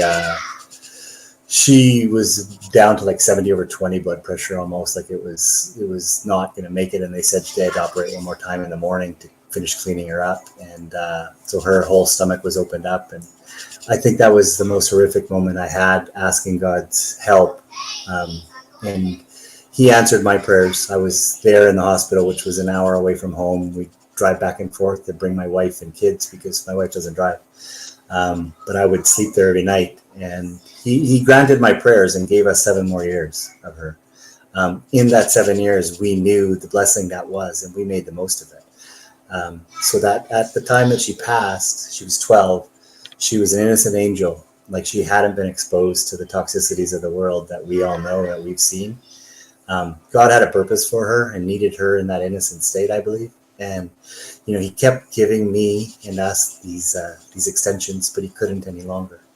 So, when he had to take her, that's the way I can understand it. And from that moment on, she's been with us. My son, he's a normal boy, and I know this is public, but he was diagnosed early on as high functioning autistic. He was bolted onto her. We've treated him in a psychology way of just treating him normal. I like your story, Mano, because I think there's a relationship there. Like, we didn't try to give him anything extra, any therapy. I have really wise friends who got us to do that. But he was bolted onto her at that point of her passing. We had moved and sold our farm and permanently moved to the Philippines, bought a farm there. They were about to start grade 7 together because they'd been homeschooled up until that point together. And my son didn't know how to make his own relationships. And he was having a hard time with the language and with meeting new people in the Philippines. And it was going to be an amazing challenge. And she left just in time that we got back here to Canada last August. He started his first year in public school. Well, it's a Catholic school. And he's got and he's away right now, actually, at our neighbor's birthday party where they're gone into the city swimming and sleepover. He's got 5 best friends. He's come out of his shell. He's playing in every sports team. I know you don't have the sports, but you're active, Manny. I heard that earlier. And she blessed him to be able to be independent on his own at the age that if he didn't do it this year, it would cause, issues for his life for sure. She's guided me and my wife through a tremendous amount of loss and suffering in that year to probably being the closest we could ever imagine with God in our lives, in our marriage. And our youngest daughter and my son used to be the worst nemesis adversaries that you could find because he didn't have time for her and he didn't have patience. And since the loss of Eden, he's bonded and become the big elder brother. And they are so close, and it's just been an amazing blessing overall.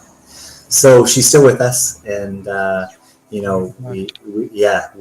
honor everything that she blessed us with in those 12 years. And the last part I want to say is we had a Filipino style wake, which is an open casket, 3 days. My wife, who's not a YouTuber, podcaster, or anything like that, she posted a video on Facebook that got, I think it was almost 2 million views with Eden, in the hospital and brushing her hair.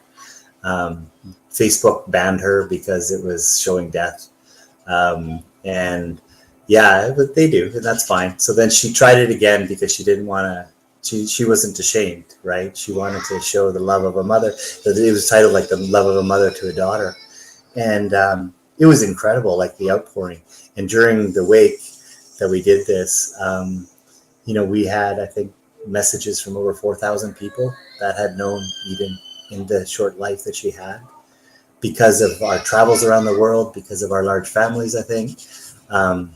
There's more to this story, definitely. The last year of her life, you can see in hindsight that she knew what was coming and she was at peace the whole time.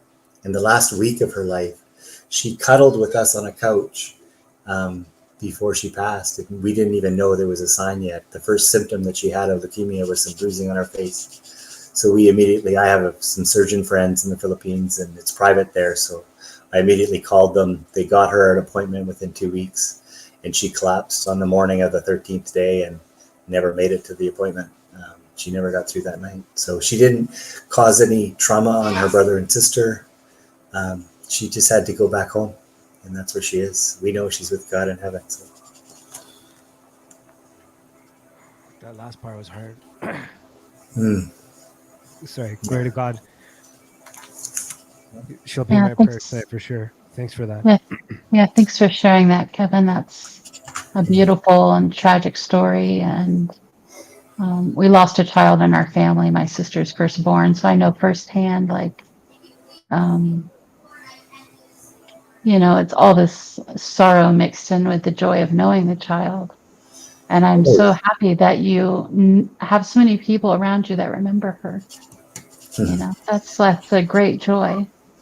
And that's where it's interesting because we asked the one Protestant church that we used to attend sometimes with to put the shrine, they called it a shrine, to put the memorial garden in the back of their parking lot. And we have a fence and a nice sign. And they said, no, we don't want to put a shrine up. And I said, it's a memorial, right? That's the whole purpose. And then we want to be able to tell her story and give something back to the community that loved her so much and raised her. So that's what we're going to do. So we've actually been taking some donations, and it looks like we can buy our own land and do it ourselves. So it's all going to work out for the way it's supposed to. If there's any help that we can provide in any which way, let us know. Like, you want us to put that out there, I'm happy to do so. Just I'll send you a message privately. We'll talk. Yeah. Sure, we can talk about it later. Yeah, God's providing like He always does with Mana. So yeah, I love just sharing the story. So, and that's how we're keeping her memory alive. That's how she's going to continue to resonate in what she blessed us all with in the short time she was here. We just wish selfishly that we had her longer. I know that she's exactly where she's supposed to be. Yep. Wow. Well, I really do appreciate you telling us the story. Like, it's and I see why you want to tell the story. I understand that's A, it's a beautiful story, and B, it does help. It does help a lot of people. These stories in general help a lot of people, and more than people realize. Especially if you keep the audience tight, and you shared it in the right place. I'll just put it that way. Wonderful. Yeah, the amazing things that have opened up. I can't believe it's only been just a year because since we came back. But yeah, and then the community that is unfolding. It was really fun in that course watching your belly laughs under a mute. I wanted to say I need to get to know that Mano guy because I can see he can belly laugh. And I try so hard now because for so many years I tried to live behind shields and not be who I was, right? Until I got down on my knees and said, God save me. So in your story, sorry to interrupt you. In your story, one thing that stuck out to me is because you said that you want to have a personal relationship with God, and you made like a very clear, distinct emphasis on that. And at first I was like, why is he emphasizing that? So not that I was like criticizing. I was just like, that's you really. After telling the story, I fully understand exactly why you view it that way. I mean, in those in those moments when things are so difficult, that's all you got is God.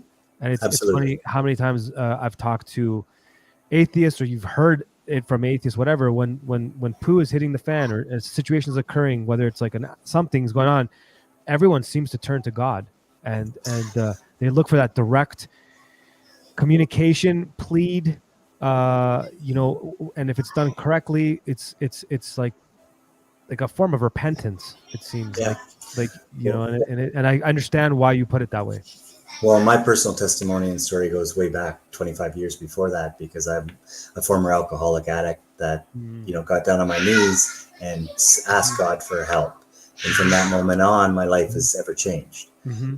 So without that, this tragedy would have been unbearable. Like I even know that, I'm so grateful that I built that time, this relationship, because to support my wife, who I can still hear her scream when I had to tell her, it was a hard time, and God was with us. And that is, that's why, it's interesting to be saved.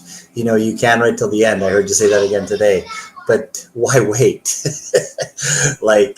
Without my strength and understanding, and my praxis, I don't know how I could have managed. I think this comment here is true. It's true. A lot of people would be bitter. I know people that look at life that way, and it's amazing that you don't. Yeah. Well, we're not here. We're not for here. This is not it. This is the world of the devil. So he's meant to break us. He's meant to break us, and I know where to focus. That's that. Father Turbo, always says that vertical. Yeah. Me and God. Yep. My sister, when she lost her son, this was in 1996. He would have been 33 next month, but it was tragic. It was a dog killed him, and he was only 5 years old.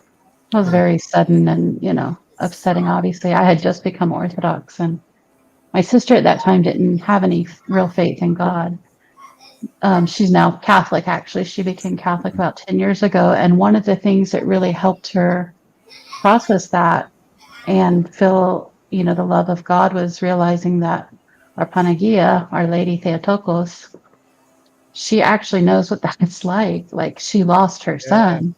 And it was such a deep connection that I know my sister felt for her. And you can't see it here, but at the top of this icon right here, the very top one is the Theotokos, the joy of all who sorrow, that Father Michael Rome of blessed memory gave me when he died, when my nephew Anthony died, and Father Michael had lost a son.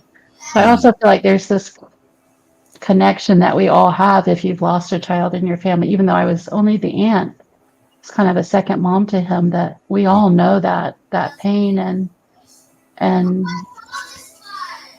kind of how God uses that. And that sounds kind of cliche, but it's so true. Like, because Panagia, she understands. Absolutely. I want to add a few more branches to the connections of that story. So, like you asked about, orthodoxy. So that's the challenge we have. My wife is Roman Catholic, and, we're sharing this together. And I don't tell her how to live her faith, but we both follow the same God. We know that, and our kids are not confused. They have it in their life. But when Eden was born, we were staying. There's a private Catholic television channel in the Philippines, in Cebu, called CCTV. It's Catholic Television, is what it stands for. Cebu Catholic Television, run by a man who is, been very faithful his whole life. But he has a rest house, and at the time we were in the transition between where I was living and where I was going for a new job. And he knew us, and he gave us his rest house to stay when my daughter was born for free. And it was right beside the Theotokos shrine in a place called Karkar, Cebu. And I had no idea what Theotokos was at the time.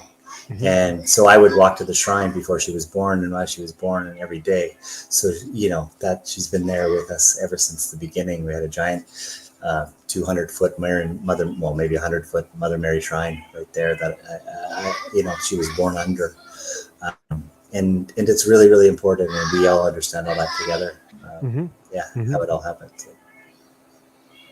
Yeah, and that's so true. In those family moments, it's great, like tragedy stuff or issues or problems that are occurring. It's odd.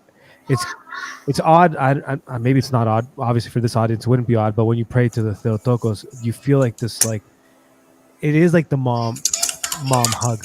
You know what I mean? Like when stuff sucks and then you get the mom hug, things just seem like, it doesn't seem like it should, but it does. Like it's hard to explain. Or even the mom look, or like that that kind of thing. It does feel like that. Because I know for me, this last year's been a bit tough with family stuff, whatever. There's always like the moment when I'm screwing up and I'm kind of like going to her for it, whatever. She kind of like, I don't know, maybe it's my imagination, whatever, but it does feel like you kind of know better, sort of thing. And then when like, you're at that hard point, that difficult moment, you get that, like that hug. It just feels like a hug. I don't know. It sounds cheesy. Well, and it's amazing how it's helping me explain things, because like we live in these Protestant communities, and there's a tremendous amount of Mennonites up here, which are extreme. And so they always ask, how can you call yourself a Christian if you're idol worshiping, the shrine of Mother Mary? And so it's been easier to explain. It's my focus, and she's the Mother of God. So, how can you not? And it's been able to help me understand and explain, icons and those things so much easier. So. Mennonites are interesting. Actually, I've had a few interactions with them in Canada. They're very interesting. Especially when you talk about theological issues, is very interesting. Well, and that's one of the challenges coming back here, that God gives you these challenges to overcome, right? So we have that community as a challenge with setting up everything we're trying with the Orthodox. But then we also have a lot of the stuff that's going on in the Ukraine. So Canada's welcomed Ukrainian immigrants. This area of Canada is where they've all immigrated to. Yep. And they're very angry and they're very aggressive at our faith. And not as a whole, not everybody, because I've grown up in some of those communities, but it's a challenge, but none of this was supposed to be easy. So I don't lose focus on what we're supposed to be doing. And it's fun to be able to work amongst and just focus on, I try to go back to the root of a Christian is, believer in God. And then humanity basically can play around in that soup pot. But for me, I need to go back and put my back against the closest root, going back to that history lesson, going back to the closest time as I can to try to learn, and then find people like our spiritual advisor, spiritual father, who can answer some of my questions. I have a really good, very important. I had a really good question. I had a really good question posed to our pastor a few months ago, one of the pastors in our community, and he was just, all you need is faith. All you need is faith, and just open the book and read, and all the laws are there in the book, in the Bible. And I said, so would you tell somebody to get an operations manual for flying and just read it and get up in a plane and take 200 people? Of course not. But that's what you're doing, right? Aren't you? If you just say, go to the Bible, find the answers, and so everybody can do it in their own way. Thanks, Jason. But I need to lean back on something that, my mind was my poison in my days of using. Part of my other story when I was still not sober was I traveled the world. I went to Thailand. I went to these places. I went to a monastery, Buddhist monastery I went to Israel. I went everywhere to find God because it was all up here. Until I got down on my knees and surrendered. I could never find him because it was just intellectualizing my spirituality. So. He was everywhere, and we look everywhere but there. That's why. It was all here. Here, when I came back to Orthodoxy in Mexico, oddly enough, it was it's a joke. It's like a little bit of a cosmic joke, and I get it. I laugh with him. I was in a place where I could go to 5 minutes to any church, pick a jurisdiction. It was there, and now I desperately wanted to go, and the nearest church was 9 hours away. Then I come to that spot 9 hours away to go to church, and it's so Mexican, it's never open. But the reason why I bring that up is because I was talking to a couple of evangelicals that saw me kind of come back to the faith, and then they thought we could have that conversation, and we were I tried to have that conversation, and they brought up. They thought we were on the same page because they Googled Eastern Orthodoxy, and they're like, "Oh, well, we agree with all of this." And we were having these conversations. So then I found the best way to kind of push a button without pushing a button, because I'm trying my best not to jar people. You might have noticed that from the podcast. I can, and I'm very good at it, but I try not to do that. And I was like, okay, how can I push back without pushing back like a jerk? Because I was trying to be St. Paisios style ish, but without being without the slap. So I'm like, how can I just kind of so I just kept referring to it as a pre-denominational. They're like, why do you keep saying pre-denominational? I'm like, well, because we are pre-denominational. They're like, well, what does that mean? I'm like, well, all the issues you have, Martin Luther had with the Pope, we equally have that problem. The only issue is that when Martin Luther had these issues, he didn't go pre-denominational. And they're like, what does that mean? What does that mean? And it started a good conversation, but the reason why I bring that up is I think it's important when people are curious or have questions or may not use a terminology we're comfortable with, to not shut them down and interrupt them and be like, no, you should say this. You should say it this way. It's not this actually. It's this actually. Because if the goal is to come to the truth and you're already this far, that means you're truth seeking. If you're truth seeking, all you have to do is continue seeking. But if someone throws logs in front of this truth thing, yes, you may eventually still go over those logs, but it's not my job or your job or anyone's job to throw those logs in the way. If the person has questions and then they're like, well, how do you feel about such and such? Then we can have a conversation. But if we're going to just start policing each other, but we do it, we have to use our discretion, of course, right? Like, I'm not going to, allow heresy. At the same time, I'm not going to shut down terminology that's being used. And I think that's an important thing to say, because that moment when you got on your knees to beg, in that moment you begged, like, please, I have this illness, I'm an alcoholic, please, I can't control myself anymore. At that moment, you've acknowledged you're sick. And if you look at yourself as sick, then you need to go to the physician to help you. The physician, if they're going to try to correct you in the terminology, you're not going to get any healing right there. Right. And I think that's an important thing to. Yeah, I had to be on my knees, reach my hands up, and be pulled out. So Jesus helped me out of the hole that I had built. Exactly. And from that forward, exactly. So the interesting part of what you just said, because we were dealing with this recently, and I have an easier time in my professional career having those conversations with farmers, because I'm a technologist, right? Farmers are not technologists. They like iron and horsepower, and they like to go har, har, har. They don't want to push buttons and do anything. So I have a hard time, but I've often found easy ways to explain to them, how this will benefit them, how it'll use. And I found an interesting conversation in these communities that I'm talking about up here, which are mostly Mennonite, Protestant, and all different kinds of ideas. They all really rationalize their faith. They spend all their time here with the word and rational. And so I go back to the mystery and the emotion and the heart. And when we have those understanding of defining those terms at the beginning, then it's less about a debate. Right. Yes. And I'm not arguing with them, and I'm not shutting them down. I'm not trying to prove them wrong like I used to when I was a young activist. Yes. I now just try to listen and relate a feeling. That's my biggest cue all the time is to hear what they're saying and then try to see in myself, when did I feel like that? And then we can relate. We have a point to start from. That's beautiful. Guys, we're coming to the end. I got to get dinner, but before we go, we're not going to just drop it that way.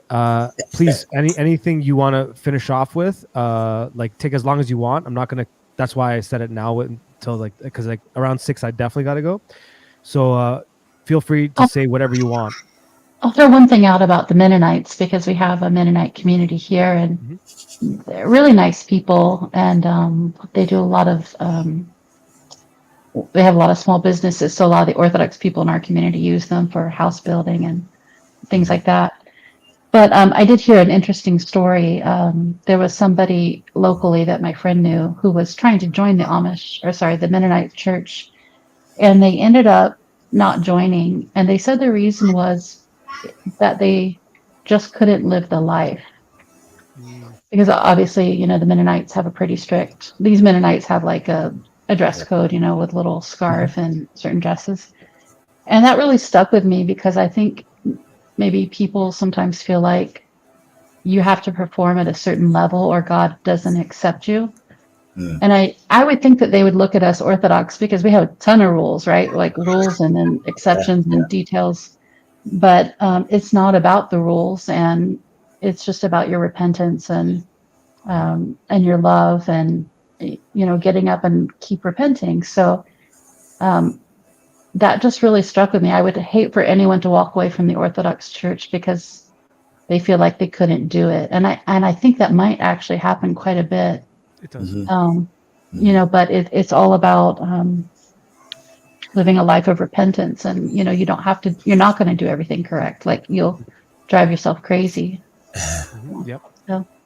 Yeah, and we shouldn't pick on one denomination over the other. I can remember my time, I was the chair of the spiritual committee of the Roman Catholic Church, and we have older people in that community who would chase out priest after priest, because if we had a parish priest come in, they wanted a sacramental priest, or he wasn't following the sacraments right, and they were the older people in the community that believed that was an important part of their life and they needed it. But then they wanted to impose that on the entire congregation. And that's where the problems happen, because that's humans imposing their will on other people on behalf of God. And who am I to speak on behalf of God, right? So yeah, I think that it's just sometimes, I felt that way though, exactly as you explained, Christina. I felt many times intimidated. Like at least I had experiences. So when I was 15, I was in Russia. I was there for a long trip, and it was at the beginning of Perestroika. There was actually monasteries that they took us on tours to. It was still communist, but it was 1986. But we went to this one monastery where the monks there were like under 4 feet because they'd lived the whole life underground. And they started to explain this history, which then always resonated with me. So when I was intellectual in my spirituality, I had to go study the history of the Eastern Orthodox Church as well as everything else, because I was going to find the right answer in my head. And all it took was me getting down my knees and asking God into my life. And it was that simple. So. Yeah, Christ is the right answer. Yes. Yes. And we're going to make mistakes. So, Mano, you don't have to worry so much about being politically correct. I want to see the wild side of you, too. I am going to start doing more of those, but I probably won't do them as public just because. Sure. I've always been like that, but I'm doing it for a reason. I'm trying to be careful.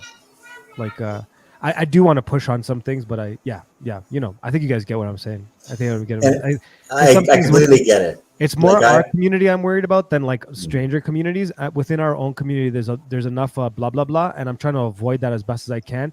And I'm noticing that our little space that I hate to use these cheesy terms, but this little pocket of the internet that we're building here, and this community that we're building here, and the people that we're attracting in terms of content creators and all that stuff, we all have a specific way of thinking and a certain ethos, right? I have very big opinions, and I'm a very opinionated person, and I'm very direct about it, and I'm not like I'm very direct, right? So I know if I get into it, I'm gonna have to do that, and I'm gonna have to be bluntly honest, and I'm avoiding that because it might turn off the wrong people.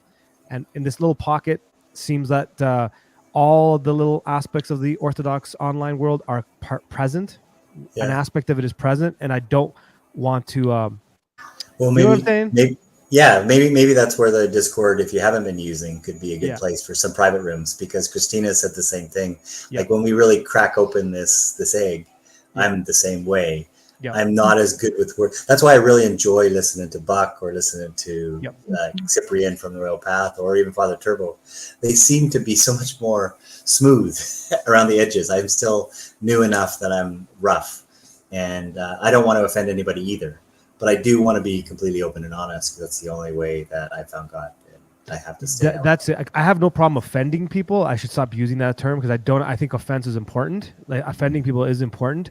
It's more of like, this community is already separated enough as it is. I don't want to I don't want to bother the wrong guy on the wrong side of the tracks to come over and cause problems over here, because they do that. I'm trying to avoid that.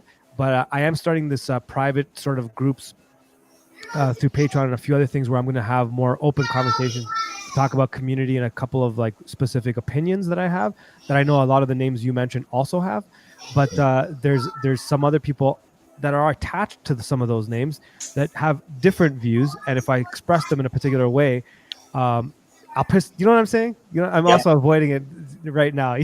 Sure, I got it. Yeah. So don't do like some of those people when you get Patreon. Don't just accept the dollar bills. Let me help you set up crypto in a way that, with everything you're doing, I'm messaging you. Don't worry. You're actually on my. You can't see this, but you're on my list. It says the goat. The goat is there. I've awesome. I have Father Turbo and the goat. That's awesome. You. See right there. You can see it. Couldn't be better than underneath there, right? Right. So I have a couple of messages to send. We're working on something, and that actually, I'll be more direct. Give me 1 second, because it's kind of important that we brought this offense thing up. Part of the big reason why I'm not doing it is because of what we're building. I don't want that to be dismantled. I have no problem coming out here and being blunt about my views on politics. I never voted, by the way. I'd be out here being very clear on, like, you guys are buying into some malachias that are steering you to Malakia land. Do you really want to go to Malakia land? Like, how much do you understand social engineering? Because it annoys me that people that teach about social engineering are the very ones that are socially engineering other people, okay? I'm going to leave it there. And they have very direct views on things like Bitcoin. You're very passionate about that. And they're telling people to sell their house to buy it. And I'm like, are you kidding me here? Like, so I'm going to stop right now. As you can see, when I get fired up, it doesn't stop. So the reason why I'm careful is because what I am trying to build here, with everybody else's help and support, and everybody has been extremely helpful and encouraging. And every time I've avoided this task that I have in front of me, I keep getting slapped upside the head to just keep going, right? There's just like these slaps, and I'm like, I don't want to do it. So now that I am moving in this direction, and I have been given the okay from my church father and a few other people in that department, I have to take it a lot more seriously than if I'm going to do something, I'm going to do it full on. And if I start having certain conversations on here, it's going to bring attention to that, and it's going to dismantle that. And I'm not looking for that to be dismantled, because it's not my life only. It's many other people's lives as well, and their spiritual life in particular. I can't take that responsibility on without being very, very careful. So that's why I'm being specific. But behind closed doors, and a couple people have had private conversations with me, and you're going to have them as well, I am very direct. I am to the point. And Cyprian and I very much agree. So if you know his character, we're very alike. So the reason why I'm not doing it out here for anyone that is listening is because a lot of people just can't handle the truth. They just can't. They're not interested in it.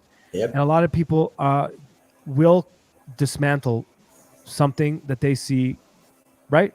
Get it? Yep, absolutely. I've been in the same fight for a decade myself. So yeah. Okay, cool. And I've been taken down. Yeah. Say as much. One last thing, and then I'm gonna go. I should have gone to church like an hour ago, but yeah. Not my fault. No, it's totally my fault. It's totally my fault. I totally lost my train of thought now. I'm sorry. Take your time. No. What were you saying? I was just going off about the community and reason why I'm not being open about things. Yeah. So I've told you that, I'm new to the whole Greek scene just in the last 7 years and getting to know a lot of Greeks. And one thing I love about the Greeks is that they know when to speak and they know when to shut up. And I think that's something that converts can learn a lot from, because everybody wants to say everything about everything right now. That's true. But with the types of, projects you're talking about, people have to just learn to keep their mouth shut. Like even if you know about something, you don't have to share it. Like, it's, you could cause some harm. And I know you and I have had that discussion already. But it's okay to keep your mouth shut. Those are super wise words. That's the struggle I've been dealing with. And I think in the last 10 years, I've gotten better at it, but I'm far from where I need to be. So it's really wise words. We used to hear the 2 ears and 1 mouth for a reason. But it's beyond that, right? Like that's where I try to relate to somebody first. I listen. That's why I sat here for a long time, to kind of get to know where you guys were before I even jumped in, because I used to just jump in and start, speaking, and I tried my best not to now. Yeah, I'm learning that myself in the Greeks. I think we all are learning. Like I'm learning that too. I've spoken.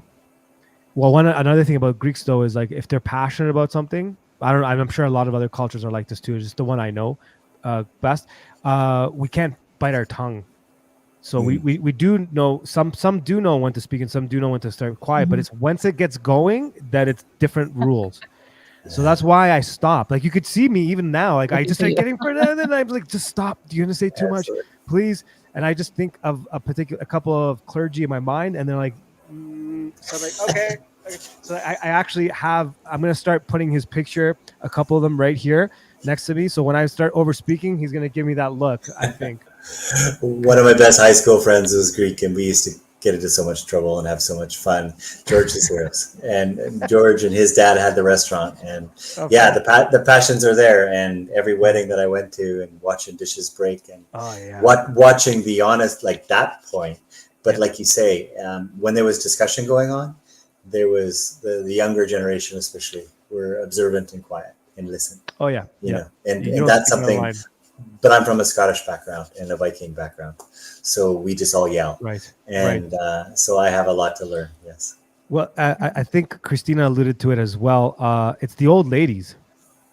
They're the ones that'll shut you up. It's not even the old men. Sometimes they'll be like, let the kid talk. And it's the old ladies. You have those memes where like I think I saw one today where it's like there's always security at a Greek wedding, and it's like an old lady in the corner sitting there, and it's live. That's legit. That's legit because no one wants to fight her.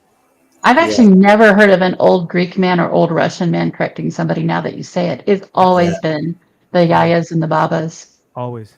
Always. You're right. You're absolutely right. Yeah, exactly. I can't wait till I get that old. And with that, I'm gonna take a nugget. Okay, bye-bye. God bless. Before you go, 2 seconds. So that takes us back to the conversation we had about unbalanced femininity. That's what kind of, I guess, what we were talking about earlier. Remember, we were talking about putting them in check. That's what I was going to get at. That old lady needs to be there to put them in check.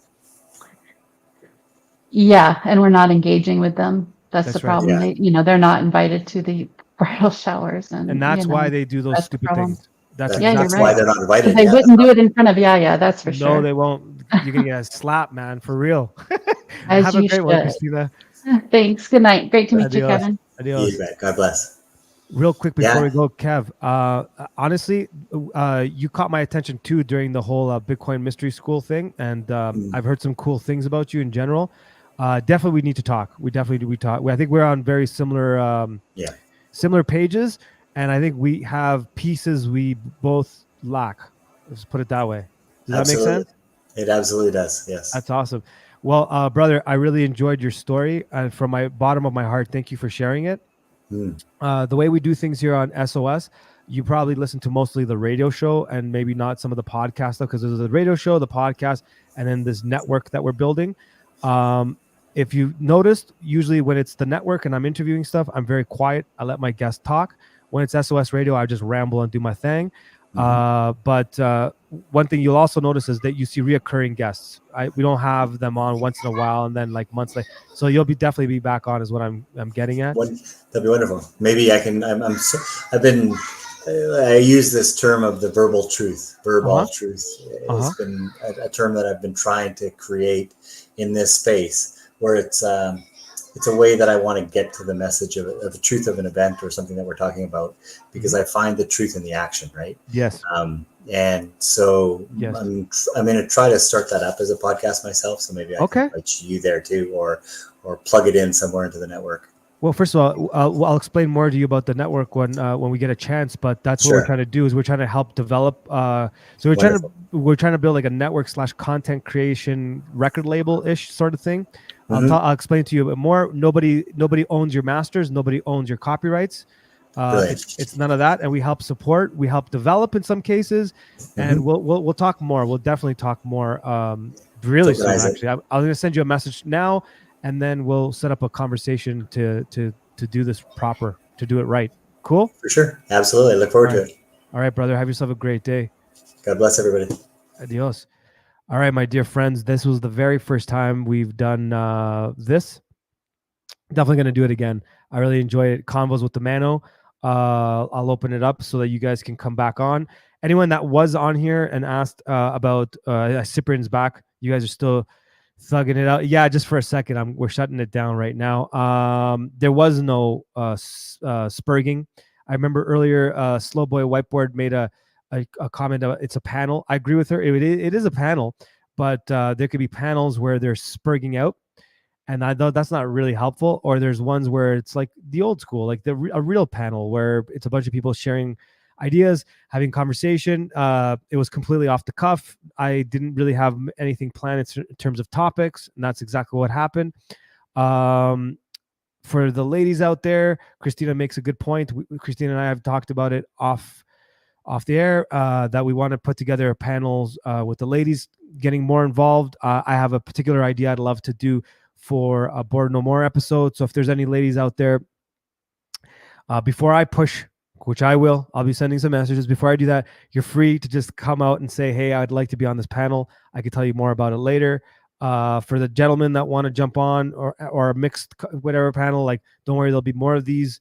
I think it was great. I had a lot of fun, and I'm really grateful for all the conversations I had today. They were pretty cool. A lot of good ideas, a lot of heart, a lot of soul, a lot of God talk. So tomorrow, SOS Radio, tune in. I believe we're doing it 9 Central Standard Time, our usual time. We're to Big Bird.